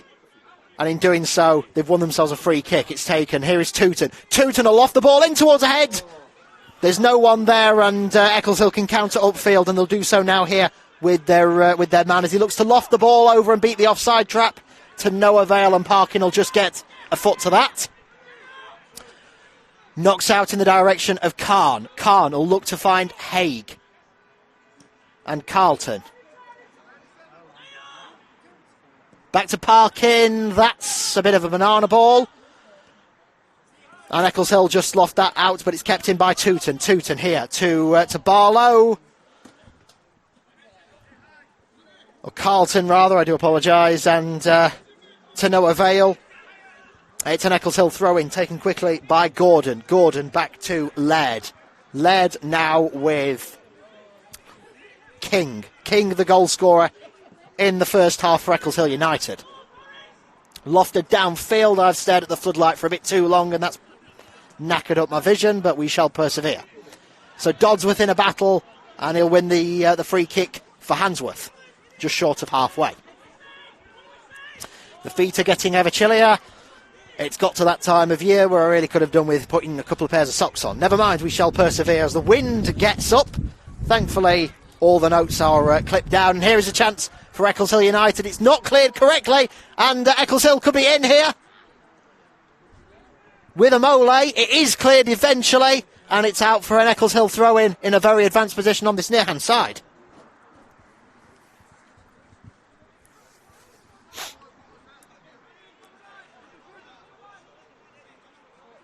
So Sangster will leave the throw-in for Ben Gordon, the number 3. He'll take the throw and he'll find Khan. But it's immediately out for Handsworth throw-in, just a few yards up from where Eccleshill had their throw-in. So here will be Khan, who'll play it to Williams, and that was a bit of an inviting ball. That's a backwards header, and Tooten could be in here. And it's not cleared here. Here is Carlton. Carlton to Dodsworth. Dodsworth looking for a brace. But it's straight at Wilczynski in the Eccleshill goal. A great effort, but he could have done with a bit more power on that one, in all fairness.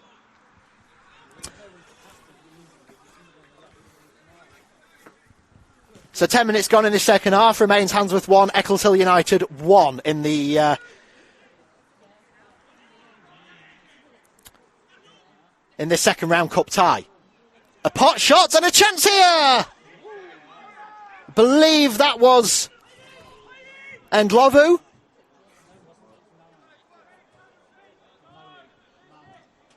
Believe it was. No, it wasn't. It was Amole, the number 9.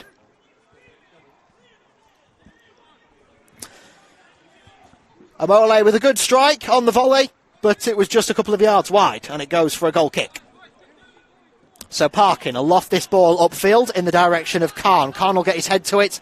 To Dodsworth as Tooten beating the offside trap here. Tooten could be in. He turns his man. And the referee calls a penalty to Handsworth.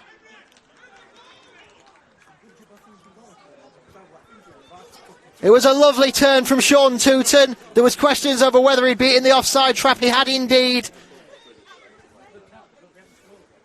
And I believe as soon as he turns, I'll be able to tell you which shirt number and which player it is. And it was the number 5, Alex Laird, that brought down Tooten. So it is Alfie Dodsworth, the number 7. He scored a penalty the last time we were here. It's Alfie Dodsworth. Dodsworth steps up and scores! And Handsworth lead this second round cup tie.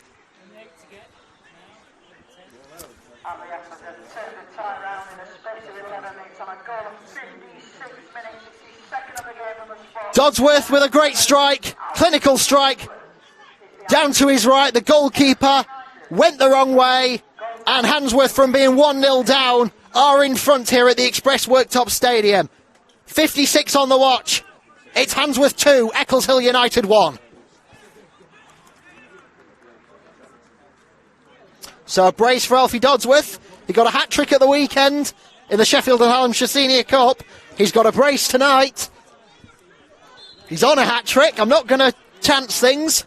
Could be the commentator's curse, but let's see. Eccleshill United, 9 minutes ago, they were 1-0 up. They're now 2-1 down. And heading out of the JCP League Cup as it stands.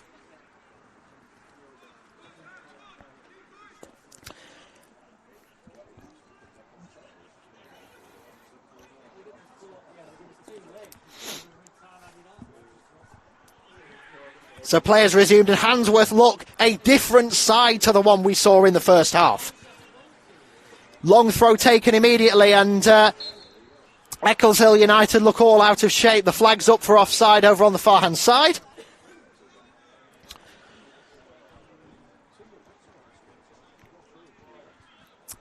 And Wilczynski will have this free kick on the edge of his 18-yard box. So as we mentioned, more non-league football in Sheffield coming your way here on Football Forum Live. Tuesday evening, we're at Sandygate, Hallam against Silsden in the Northern Counties Eastern League Premier Division. Do join us on your podcast provider from early Wednesday morning, late of the Tuesday night. Whenever we can get it up to our podcast providers, we will do so.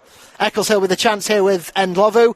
Across here with Sangster. Sangster in the 18-yard box. Sangster will take it to the byline, but he's muscled out. And Eccleshill have won themselves a corner.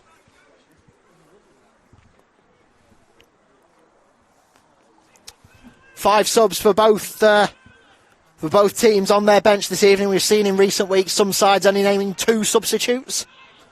3 or 4. No, we've got a full 5 on both sides this evening. Talent Endovlu, the number 18 for Eccleshill, will go across to take this corner. The corner comes in, the heads go up. Handsworth will do well to clear, and they'll do so. The referee gives it the way of Eccleshill United. And Haig will just get himself back to his feet. So Eccleshill have themselves a throw-in over on the far-hand side in a very advanced position as they look to equalise. They're behind for the first time in this second round cup tie. Over on the far-hand side, Kong. It's no achievement. Another Eccleshill throw-in, same position. So it's taken. Over on the far-hand side. And Handsworth can counter, but a bad touch, and it's another Eccleshill. Eccleshill throw-ins are like London buses, especially if they're in red. They come in many a time. That's 4 in the space of about a minute, as Eccleshill look to find themselves an equaliser. Amole looking for an option. It's deflected, it's behind, and it is another Eccleshill United corner over on the far-hand side. So an hour gone at the Express Worktops Stadium. And Endlovu goes across to take the corner. It's taken short. It's back with Endlovu. It goes in. Oh, it's a missed kick. And it's a chance here if Eccleshill with King. And it's shots! And a great effort from Jordan Kong from all of a couple of yards. It did take a deflection, and it's another Eccleshill United corner over on the far-hand side. I'm just going to double-check the Eccleshill Twitter feed to make sure that it is Kong and not King. And Glover will take the corner. It's off a Handsworth head, and it's cleared, but it's only cleared as far as Sangster. Sangster will loft the ball in. It's not cleared yet. It's out as far as Khan.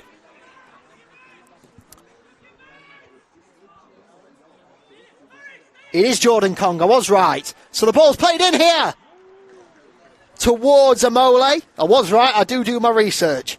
So Jordan Kong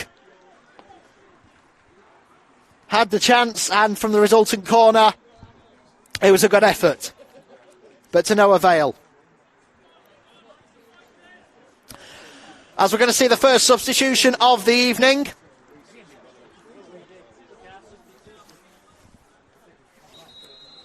We're just waiting to see as to who it is going to be that will be coming off. I believe it is for the visitors.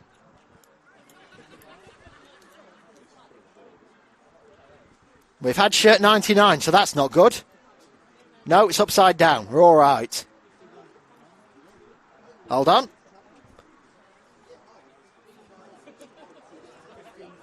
So it is number 4, Jordan Kong, who is departing, to be replaced by number 15, Boubakari Jaef.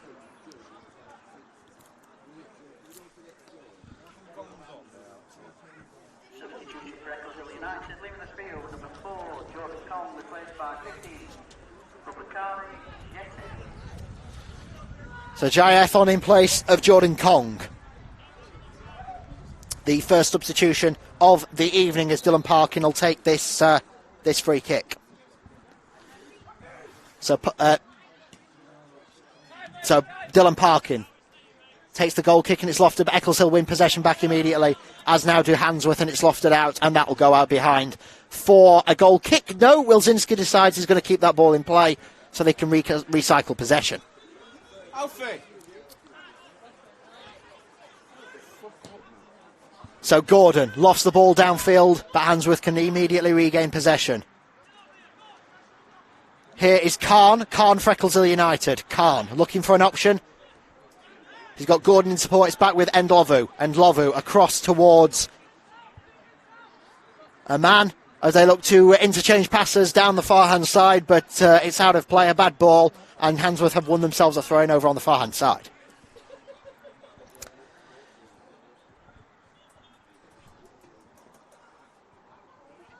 Eccleshill United, they've got another cup competition to focus themselves on this weekend. They welcome Charnock Richard in the second round of the FA Vars. Handsworth back in league action. They're away to Pickering Town. Hallam also in second round FA Vars action. Good bit of play for Eccleshill United, skipping past challengers, but it took a deflection and Eccleshill have themselves a corner over on the far hand side, and Lovu goes across to take the captain this evening. 3 league goals so far for him, and he'll look to provide an assist from this set piece. So the corner comes in, the heads go up, but Parkin gets a safe pair of hands to that one.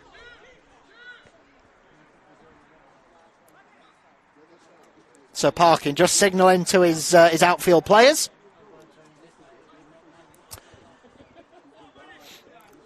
Rolls it on the floor. Is it going to be a kick or is it going to be a pass out? Yep, it's a long kick from the edge of his 18-yard box downfield in the direction of Alfie Dodsworth. But it's back here with Khan. Khan out to Dodsworth on this near-hand side. Dodsworth on a hat-trick this evening. Will he turn provider for this chance? Almost catches out Khan. Khan lofts the ball in towards the 18-yard box. But Eccleshill can pick it up here with Ndlovu, and he'll look to play it forward to Amole, but Parkin wins the foot race and will get his hands to that one.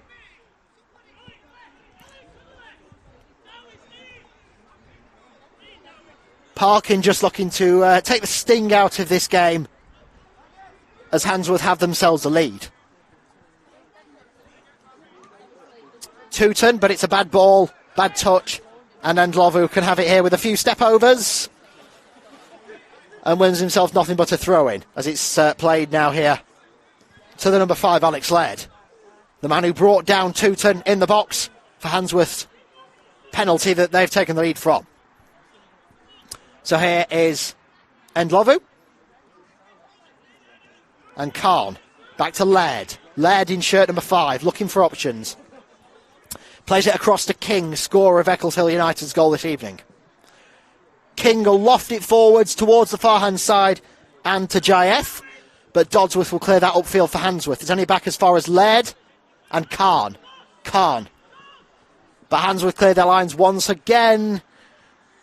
The game slightly petering out as Eccleshill looking to try and build an attack to get themselves an equaliser. Handsworth now on top and just looking to wind the game down and see it out. It's out of play, and it goes the way of Eccleshill United, the throw-in, over on the far-hand side in front of the dugouts. Here's Ndlovu.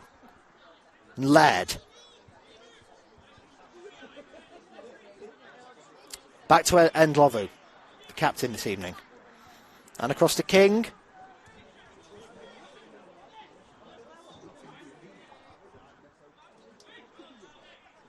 Ndlovu in the centre circle, looking for options. He lofts the ball downfield over onto the far-hand side. But there is Trench to pick possession up, and will do so now on this far-hand side. That took a wicked deflection off an Eccleshill man, and it's back with Parkin by his feet.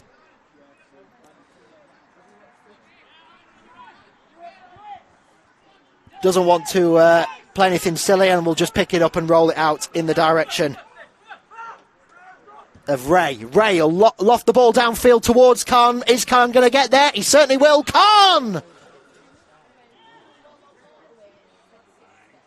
I mean, there was power on that. But that one's headed over towards the Asda. New ball, please. So Wilczynski will have this goal kick.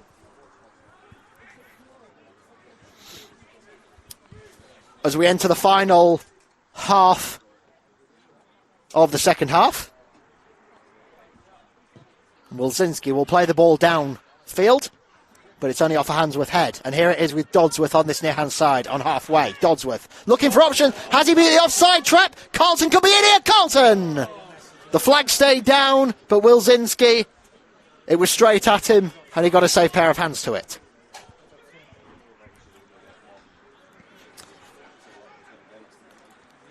So 68 gone at the Express Worktops Stadium. Handsworth lead by 2-1. Ball's lofted over towards Amore. I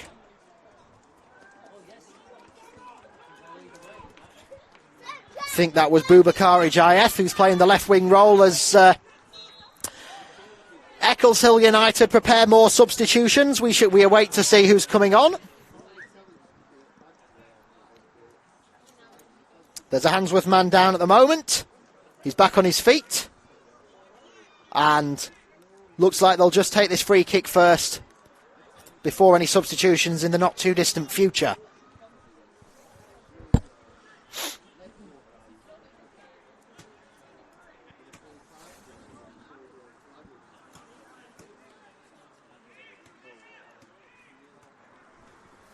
So Parkin takes the free kick on halfway. He'll loft it towards Khan, but it's over him.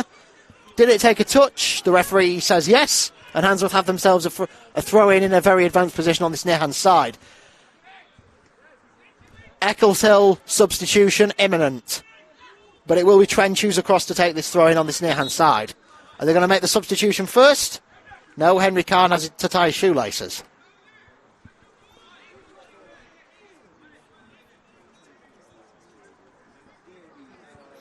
Handsworth yet to make a substitution. Not that they've needed it. They've come alive in this second half. So the throw-in to be taken before the substitution. It will be Trench with the long throw on this near-hand side in a very advanced position. Trench throws the ball in towards the 18-yard box. Gets head on it.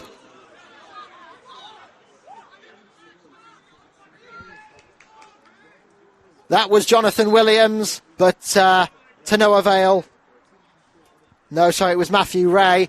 And substitution for Eccleshill United. Jaro Parchment is leaving the field in place of the number 14, Kareem Hassan Smith.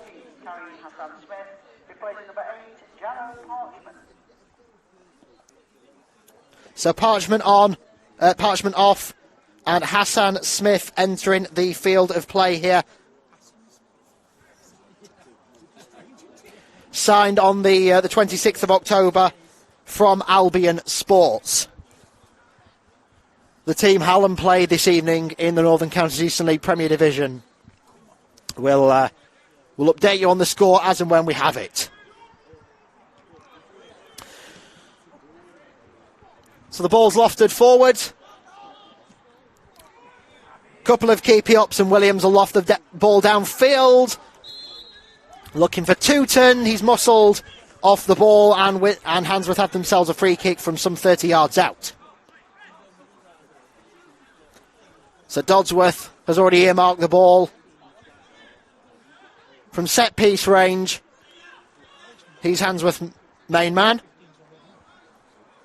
Obviously indirect, so can't imagine he'll give this a go from 30 yards, but we know what he can do. Indirect free kick. Here's Williams. Williams back to Dodsworth. Remember, Dodsworth is on a hat-trick. Lofts it in. But it's straight to the hands of Wilczynski. Wilczynski lofts it up. And here is Jayeth on the left wing. Oh, no! Almost an absolute howler from the Handsworth defence. But Parkin gets the ball in the nick of time and lofts it out of downfield. Has Tooten beaten the offside trap once more. Looks to be. Can it get in? No. It's back to Wilczynski. And Wilczynski will loft it up here towards Jayeth. Jayeth in the 15 on this near-hand side will cut inside, but a deflection off Khan will allow Barlow to bring the ball forward for Handsworth. Here it is with Trench. Trench, who'll look to, I believe that's Bagley. Bagley will loft the ball across to Dodsworth. Dodsworth cuts inside, plays the ball in. He was looking for a man, but there was no one there, and it'll go out of field, and it is a substitution for Handsworth that we await from the assistant over on the far hand side.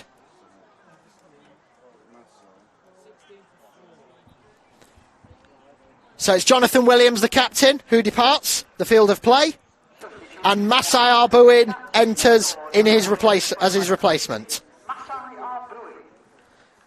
Masai Arbuin, the central defensive midfielder, I suppose, with Jonathan Williams playing in, and there's a second substitution as Brandon Bagley coming off to be replaced by Aaron Moxham.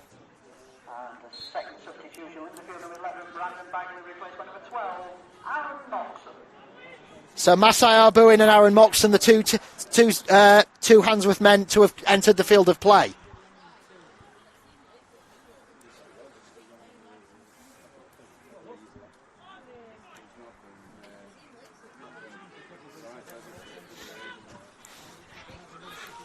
As Eccleshill prepare their third substitution of the evening, foul, and it goes in the direction of Eccleshill United. So, are they going to take this free? Are they going to take this free kick before the substitution? So Aaron Moxham, 3 league goals so far for him this campaign: 2 against Hallam and 1 against Campion. Unless I've got that the wrong way around, never mind. Masai Arbuin, the Sheffield United Youth Academy prospect. He's on in place of captain Jonathan Williams.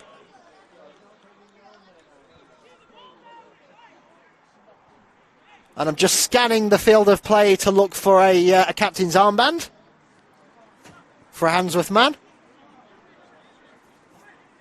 All the usual suspects of captaincy not involved tonight.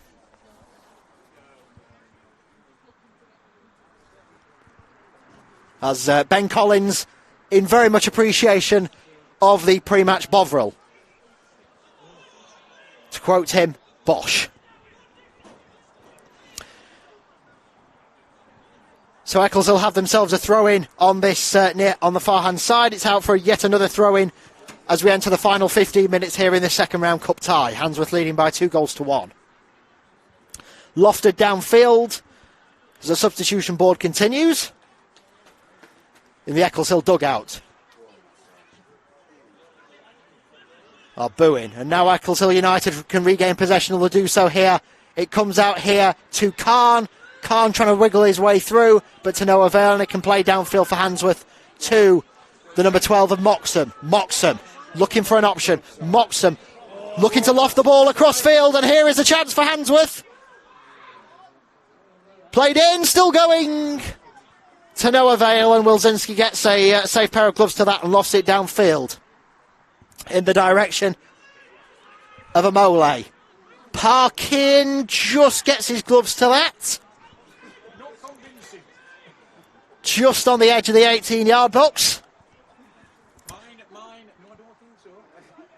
The last thing Handsworth really want to do in this position, after being a goal down and in their recent terrible run of form, is make any defensive howlers. Almost won some few minutes ago. Here is Moxham. Moxham for Handsworth. Holding off his man and back with Arbuin. Arbuin to Carlton and back with Masai Arbuin on this near-hand side, wearing the 16. Arbuin exchanging passes with Carlton down this near-hand side. Carlton, they've taken a deflection and it's out off Endlovu, and it's a throw-in to Handsworth on this near-hand side. Have Eccleshill United worked the substitution board out yet? Nope, they're still going with it.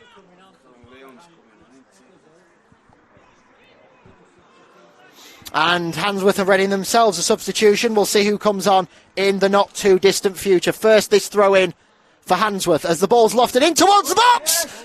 And it was almost there. It was a great header from Matt Ray on his debut. He almost had his first Ambers goal on his first Ambers start. Not to be, and as Amole judged that ball to perfection, not to be, sadly it's out. And Parkin gets a safe pair of gloves to that one.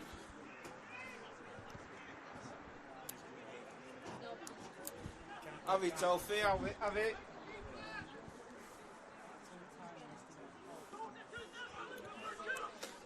Plenty more cup football on your way in the not too distant future. We will bring you live and exclusive commentary of the Sheffield and Hallamshire Senior Cup final here on Football Forum Live.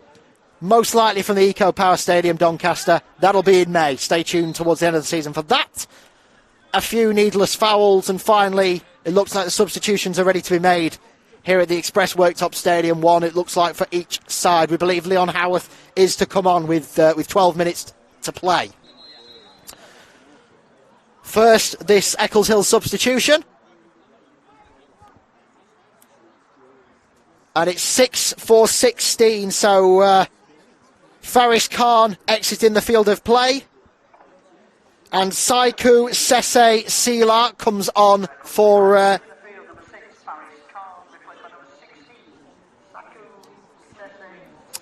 It's 7-for-14 for the Handsworth.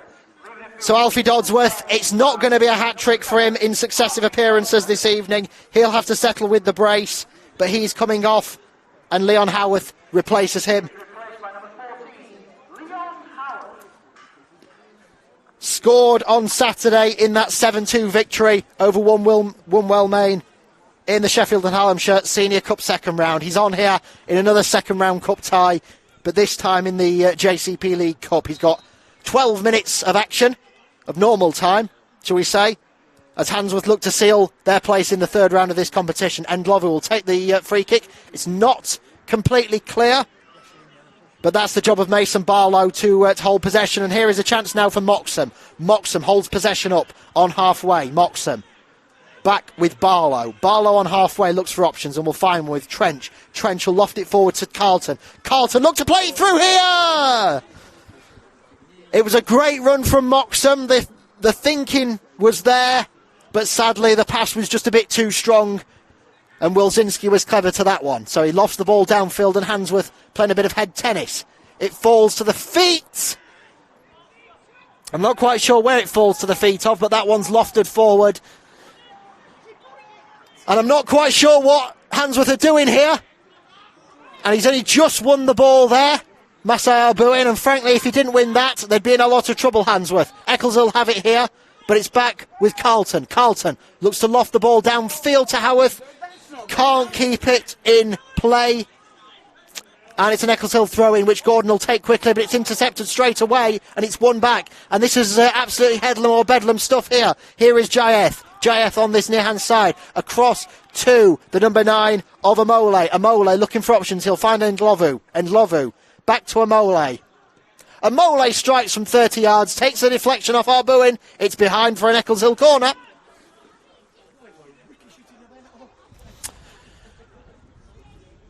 Nine minutes to play of normal time. Handsworth lead by 2-1 over Eccleshill United in the second round of the JCP League Cup.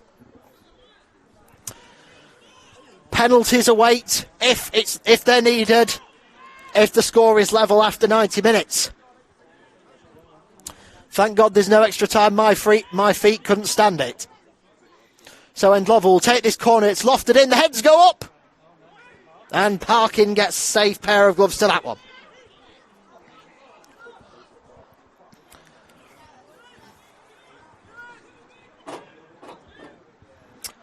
So Parkin rolls the ball out here to Khan. Khan looking for an option. Khan lofts the ball downfield. Has he beaten the offside trap? Here's Moxham. Moxham with a chance, one-on-one with the goalkeeper. Walks it round the goalkeeper!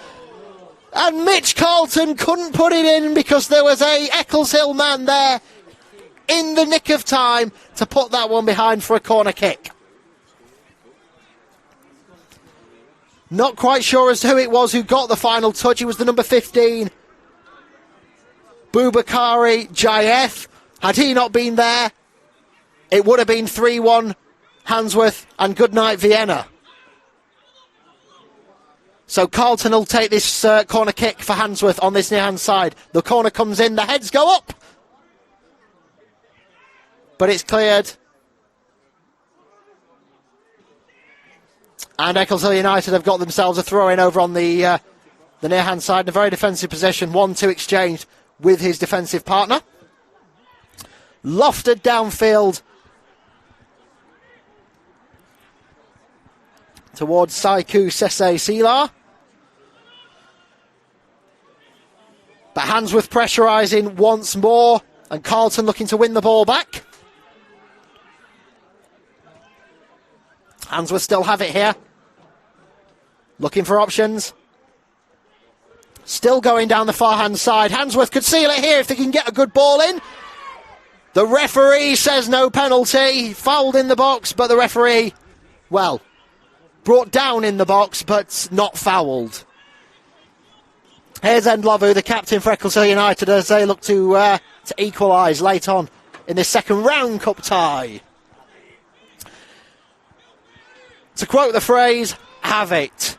Once more, as Carlton gets that one out for an Eccleshill throw. Gordon to take it just over halfway. Khan. Back with Endlovu. Endlovu. He's 30 yards out. He's still going. Endlovu. He's going to have a strike. Oh, my goodness. Oh, my goodness. Talent Endlovu. He has shown that he has the talent. And the captain comes up clutch for Eccleshill United. What a strike from all of 30 yards. And with 6 minutes of normal time to play, we're all square once more in this second round cup tie. Handsworth 2, Eccleshill United 2. So Endlovu will get us back onto level terms, and the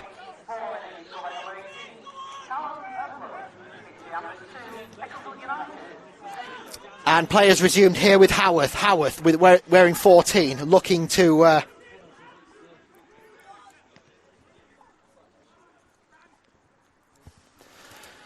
try and win something as Handsworth look to find a winner.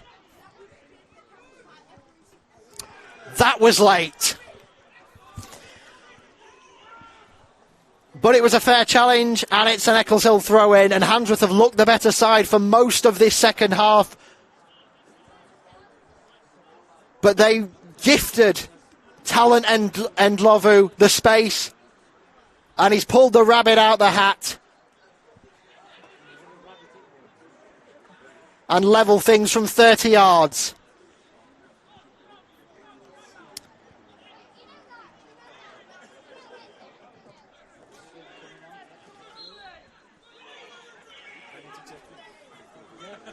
So free kick the way of Handsworth.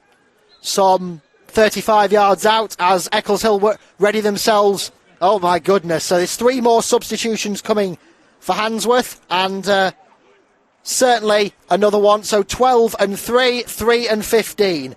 12 and 3, 3 and 15. So Michael Trench is off. So Craig Nelthorpe is on.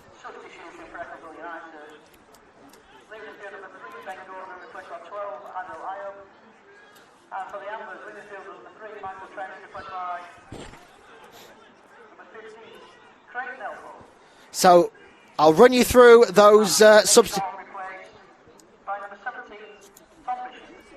Oh, so Bishop also on as well.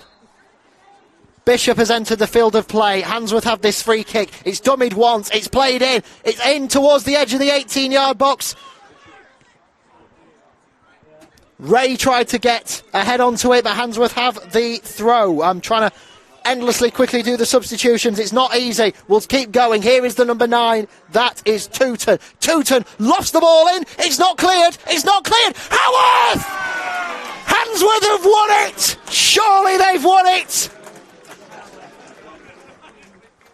Leon Howarth. He's back from injury. He scored against Wonwell on Saturday. It's 2 goals in 2 different cup competitions consecutively.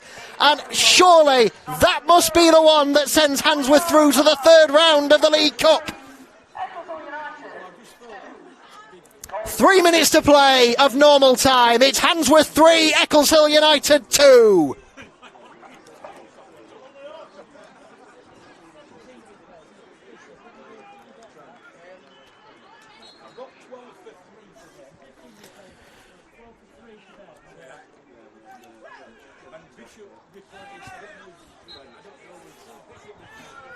So onwards we go. Players restarted, and Eccleshill now looking to do what they did just some 3 minutes ago. It's a free kick the way of Eccleshill United.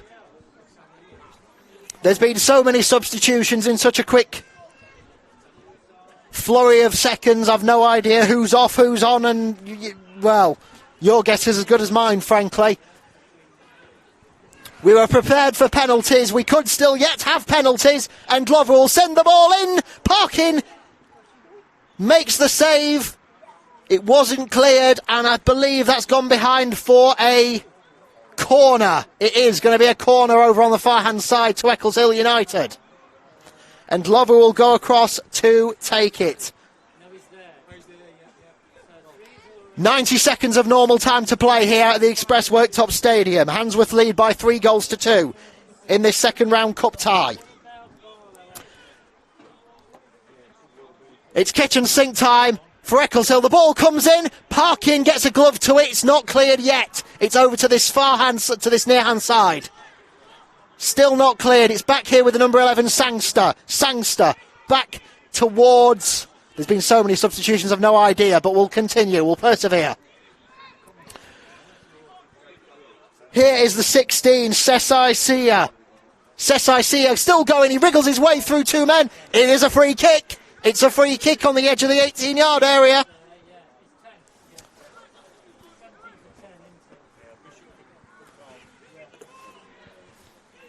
So it seems Tom Bishop came on in the. So Mitch Carlton left the field of play for Tom Bishop. That was the final substitution.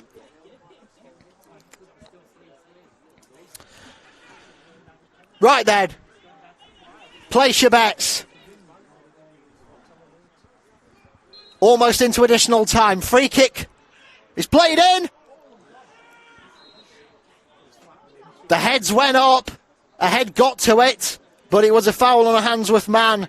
And Handsworth have won themselves a defensive free kick. We've played the 90. We're just awaiting the substitutes board for additional time.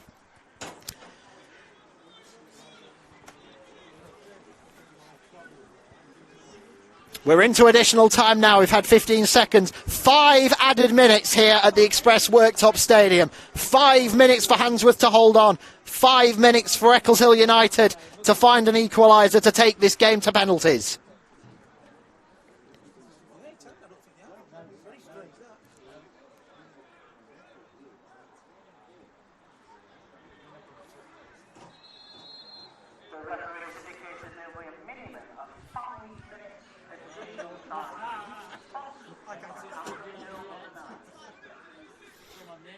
Five minutes of additional time to play here at the Express Worktops Stadium. Let us see how this envelops. Here's Haworth. He scored the third. He scored the goal that is sending Handsworth through to the third round of the League Cup as it stands. Here is Haworth. Haworth still going. Haworth still going. He's brought down, and it is a free kick. It's a free kick to Handsworth on the edge of the 18-yard box. This is where Alfie Dodsworth would have loved to have got his hat-trick this evening. It's not to be. He's gone off the field of play.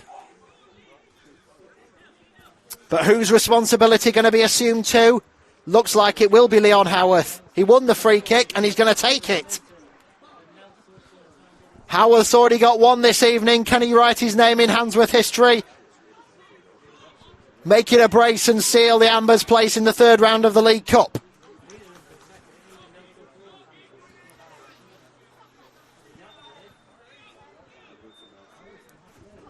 We've had 2 of the 5 additional minutes here at the Express Worktops Stadium. Free kick to Handsworth some 20 yards out. It will be Leon Haworth to take it. It's Haworth! Oh dear. Leon Haworth, he scored one, but he was planning his rugby career there. Some 10 yards over. Wilczynski And it's back with Moxham. And Lovu shoved off the ball, but Handsworth regained possession. Handsworth looking to build and seal their place in the third round of the League Cup. Down the far-hand side, still going. I believe that's Masai Arbuin. Although, frankly, at this point, it could be anyone, given the fact how many substitutes we've had. Handsworth still hold possession of the football, but it's still going. Handsworth still going here. Looking for options, here's Moxham. But that's a bad ball. It was a late challenge. The cards are being kept in the pocket. Barlow's escaping a caution. It's a free kick, Eccleshill. They'll go long. Still going, Eccleshill. Who is this? This is the number 16, Sesai Sealer. Sesai Sealer still going. Sesai Sealer plays it through. He tried to find Ayub, the new signing, signed on Saturday morning from Emley, Adil Ayub.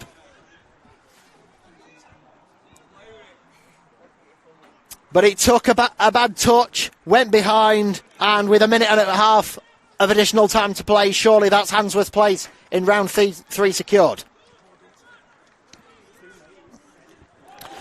So Parkin with the ball upfield. Howarth rises highest and gets the touch. Here's Barlow. Barlow will loft it across in the direction of Tooten. Tooten's gone across to that far-hand side. It's Tooten who's been at the centre of a lot of action. He won the penalty for Handsworth second. And Eccleshill have won themselves a throw-in. 45 seconds of additional time by my watch.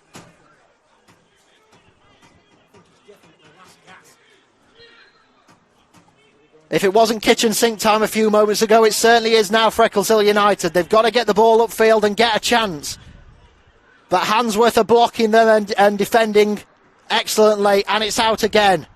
Moxham will send it downfield towards a man. It's back with Wilczynski. And Wilczynski will loft it downfield. Here is Amole. Amole to the number 12. It's back. It's still with Amole. It's across. Here is a chance for Eccleshill, but it's cleared. It's defended. It's out for a throw-in. We've had time by my watch. We're just awaiting the final whistle. It's all or nothing for Eccleshill United now. It's a foul, it's a free kick the way of Eccleshill United. One last chance to take this game to penalties, or it will be a third defeat in 3 meetings this season for Eccleshill United against Handsworth. Talent Ndlovu, he scored the second in an outrageous style from 30 yards. It's a similar sort of range. This one's got to be lofted in, and someone's got to get the bonce on it. It's all or nothing. Wilczynski's not going up for it. The free kick comes in, it's deflected. It's not cleared. It's behind. It will be a goal kick, and the referee checks his watch. We've definitely had time by my watch, and then some.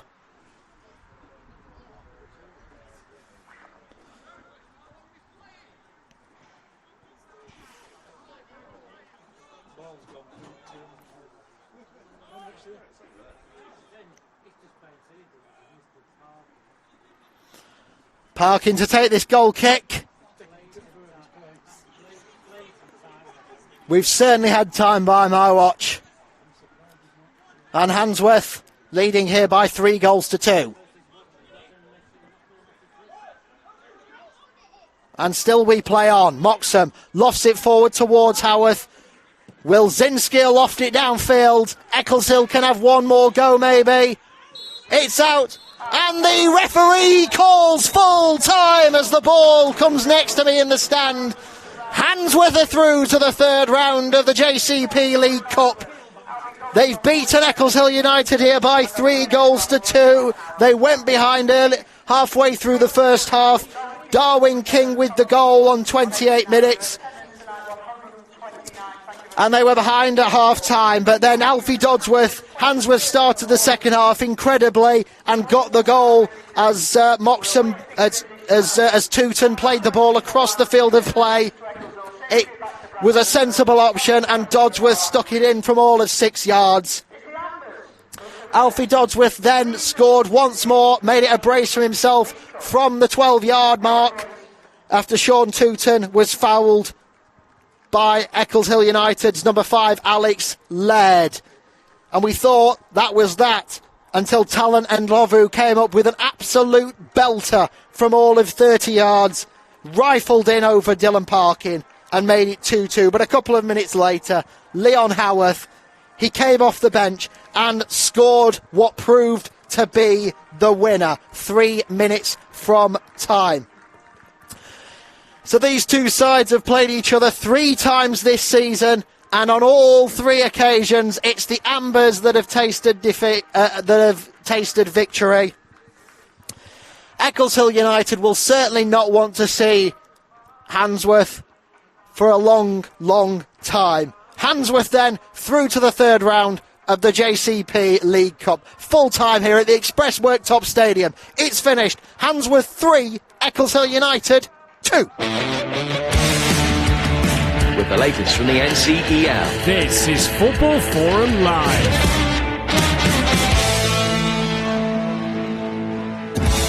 See you with Football Forum Live. Thank you very much indeed for your company. Full time here at the Express Worktops Stadium, where it has finished. Handsworth 3, Eccleshill United 2.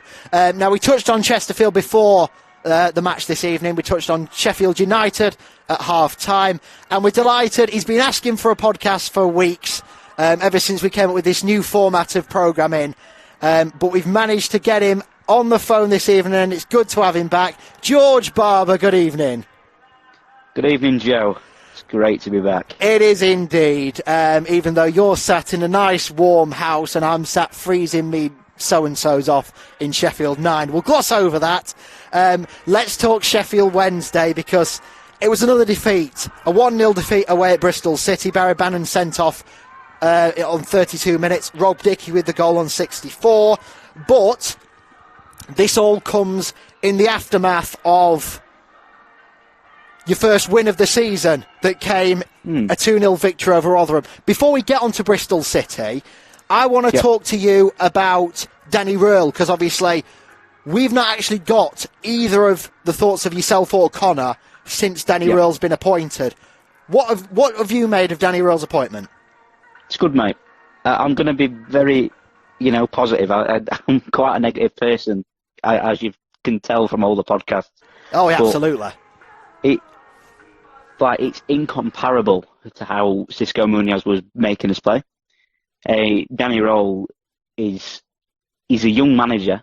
He's got to be given time to adapt, which I think Chancery will give him. I really do. Despite him making some awful decisions in the past, I think he's going to give Danny Röhl a bit of time to turn us around. And the glimpses of what we've seen so far, yes, we've only won 1 in however many games. Is it 3 or 4 games that Danny Röhl's been in charge? I'm pretty sure. I think it's 4, but I could be wrong. 4 games, 1 win, 3 losses. But in all those 3 losses, we've been very unlucky, very unlucky. And we're talking about football where it's almost played nicely. Yeah. We're playing really good football, but perhaps we just don't have the players for it. So if he gets the summer where he can bring his own players, I think we could be a force to reckon with under him, because he's got great experience. He's just a young manager. We have the likes of Chris Powell, who's his assistant. Obviously, he was at England in the World Cup back in December last year.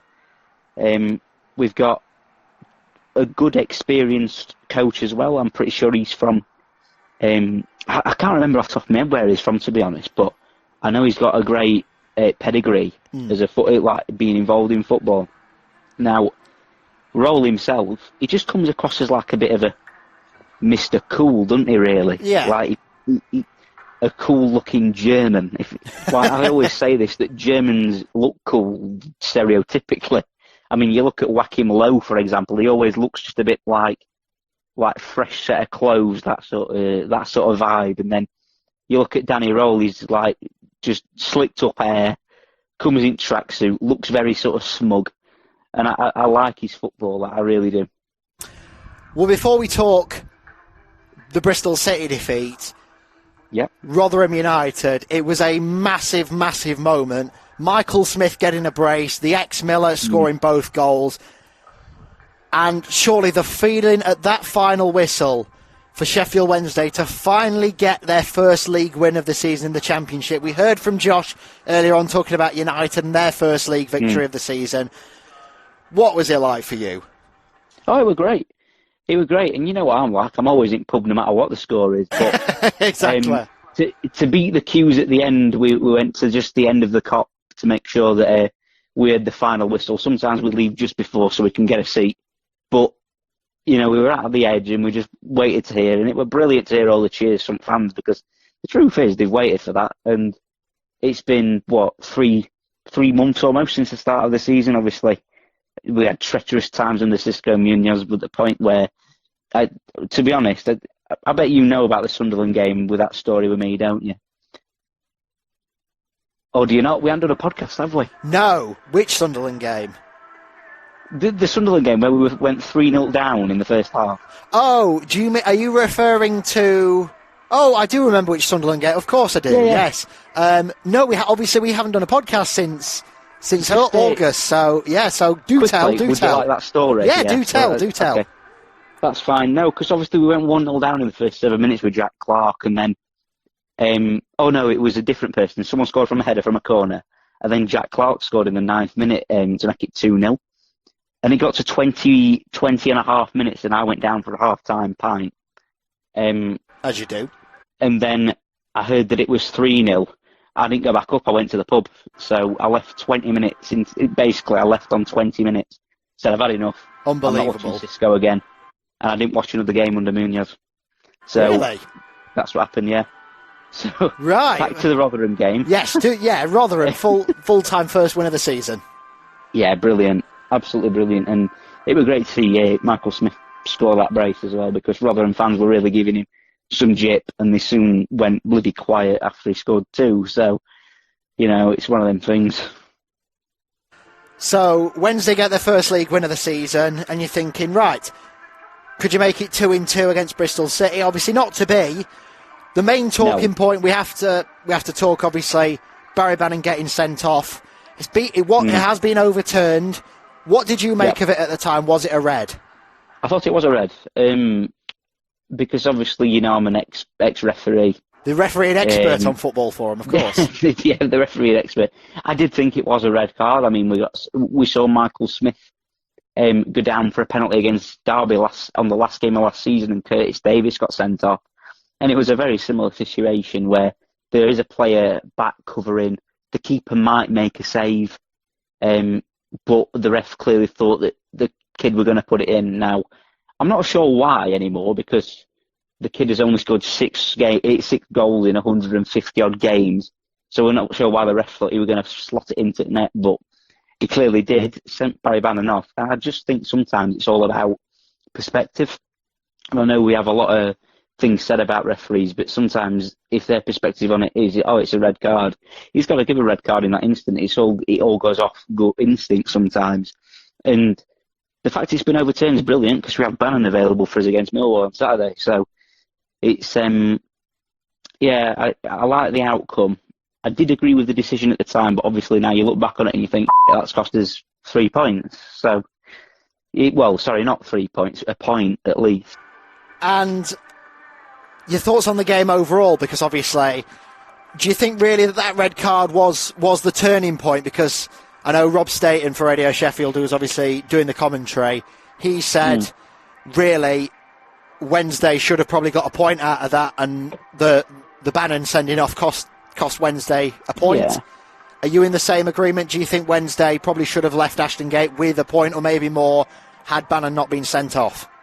I'll be brutally honest there, Joe. I was actually in the range on Saturday. Ah, right, okay then. My missus dragged me out. I didn't actually get to watch the iFollow stream, which is what I wanted to do. I'm joking. No, she did drag me to the range, and I definitely didn't want to watch the football. But fair enough. It was from what people are saying, I think we probably did deserve a point and maybe even 3. So, it's just one. As I say, this season for me is a write-off. So we've just got to take it one game at a time. Well, I mean, I wouldn't be so downhearted because you never know what could happen. Okay, yes, you're still bottom of the championship, but there's a long way to go. And speaking of which, obviously, the next port of call is Millwall on Saturday afternoon at Hillsborough. As we mentioned, Barry Bannon could feature. It's most likely will start and will captain the team. So how do you see Millwall? And obviously we're still a couple of days away from it now, being the Wednesday evening, but surely how competitive you've looked in the last couple of games and the victory against Rotherham, and let's be fair, you're back at home. Surely the optimism must be that you could at least get a point, maybe even 3. Yeah, I think I really do think that Hillsborough can be made into a fortress. If I'm being brutally honest, this season, especially because sorry, my Siri's just interrupted me there. I just think that we haven't sometimes utilised Hillsborough as much as possible. Last season we did a lot, but I don't know, against Rotherham it seemed like a very good atmosphere. Like the fans were really up for it. And it's something that I haven't seen at Hillsborough for a long time, really, except obviously the Peterborough playoff game. Now, Millwall going into it, they're always a decent side, Millwall, but they're very much one of them championship sides that does very little, and they just stick around, don't they? Like they've been in the league numerous years, and you never really hear much from them. They're not normally in the playoffs. They're very rarely in a relegation scrap. They're a bit like a Preston. Yeah, they just sit sort of around the mid-table, and usually they're a hard team to beat. So it could be a really tough one.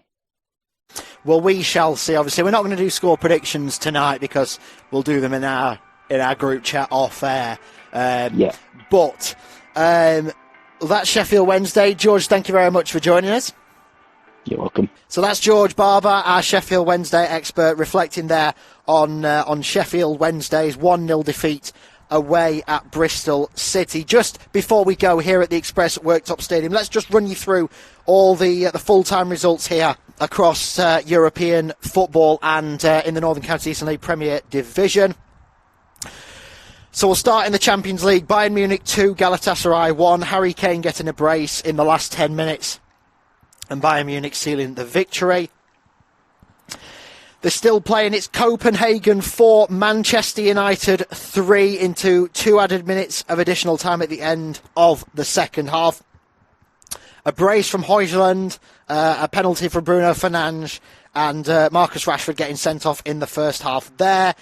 Group B, Arsenal 2, Sevilla 0 is a full-time result. PSV Eindhoven 1, Lens 0. Gilavogi with a second yellow card getting sent off late on there. Group C, Napoli 1, Union Berlin 1, Real Madrid 3, Sporting Braga 0. Group D, Real Sociedad 3, Benfica 1, RB Salzburg 0, Inter Milan 1. And let's see if we can very quickly, I'll just bring it up to date with the full-time results from our other two local sides this evening. Hallam have won at the death, down to 10 men. They have won. It's an absolute thunderbolt from all of 20 yards. In the 97th minute, Hallam have beaten Albion Sports by 3-2. So Hallam with a victory there. And they got a penalty in the 90th and scored it to make it 2-2 and then won it at 3-2 in the 97th minute. So Hallam victorious this evening. Let us, if we can, also double check on Penistone Church. They're also in League Cup action this evening, and they are out of the League Cup this evening. They have lost by 3-1 at home to Campion, who, funny enough, were the last team to come here to the Express Worktops Stadium and leave with a victory. So that's as far as we go here from the Express Worktops Stadium, as it just ticks past 10 o'clock and the only one left out and about. I'm going to get myself warm and head off home. But it is Handsworth here on Football Forum. Live. We've finally seen a win for the first time in the best part of 6 weeks. Handsworth are through to the third round of the League Cup. Eccleshill, they won't want to see Handsworth again for a long, long time after a third defeat against Handsworth in the meetings this season. Well, Eccleshill, they thought they'd rescued it and taken it to penalties, and Lovu certainly had the talent, but it was Haworth who came up to seal the deal and send the Ambers through to the third round. From Joseph Hadfield and from all the team here on Football Forum Live, thank you very much indeed for your company, and we'll see you on Tuesday night at Sandygate. From all of us here, it's good night.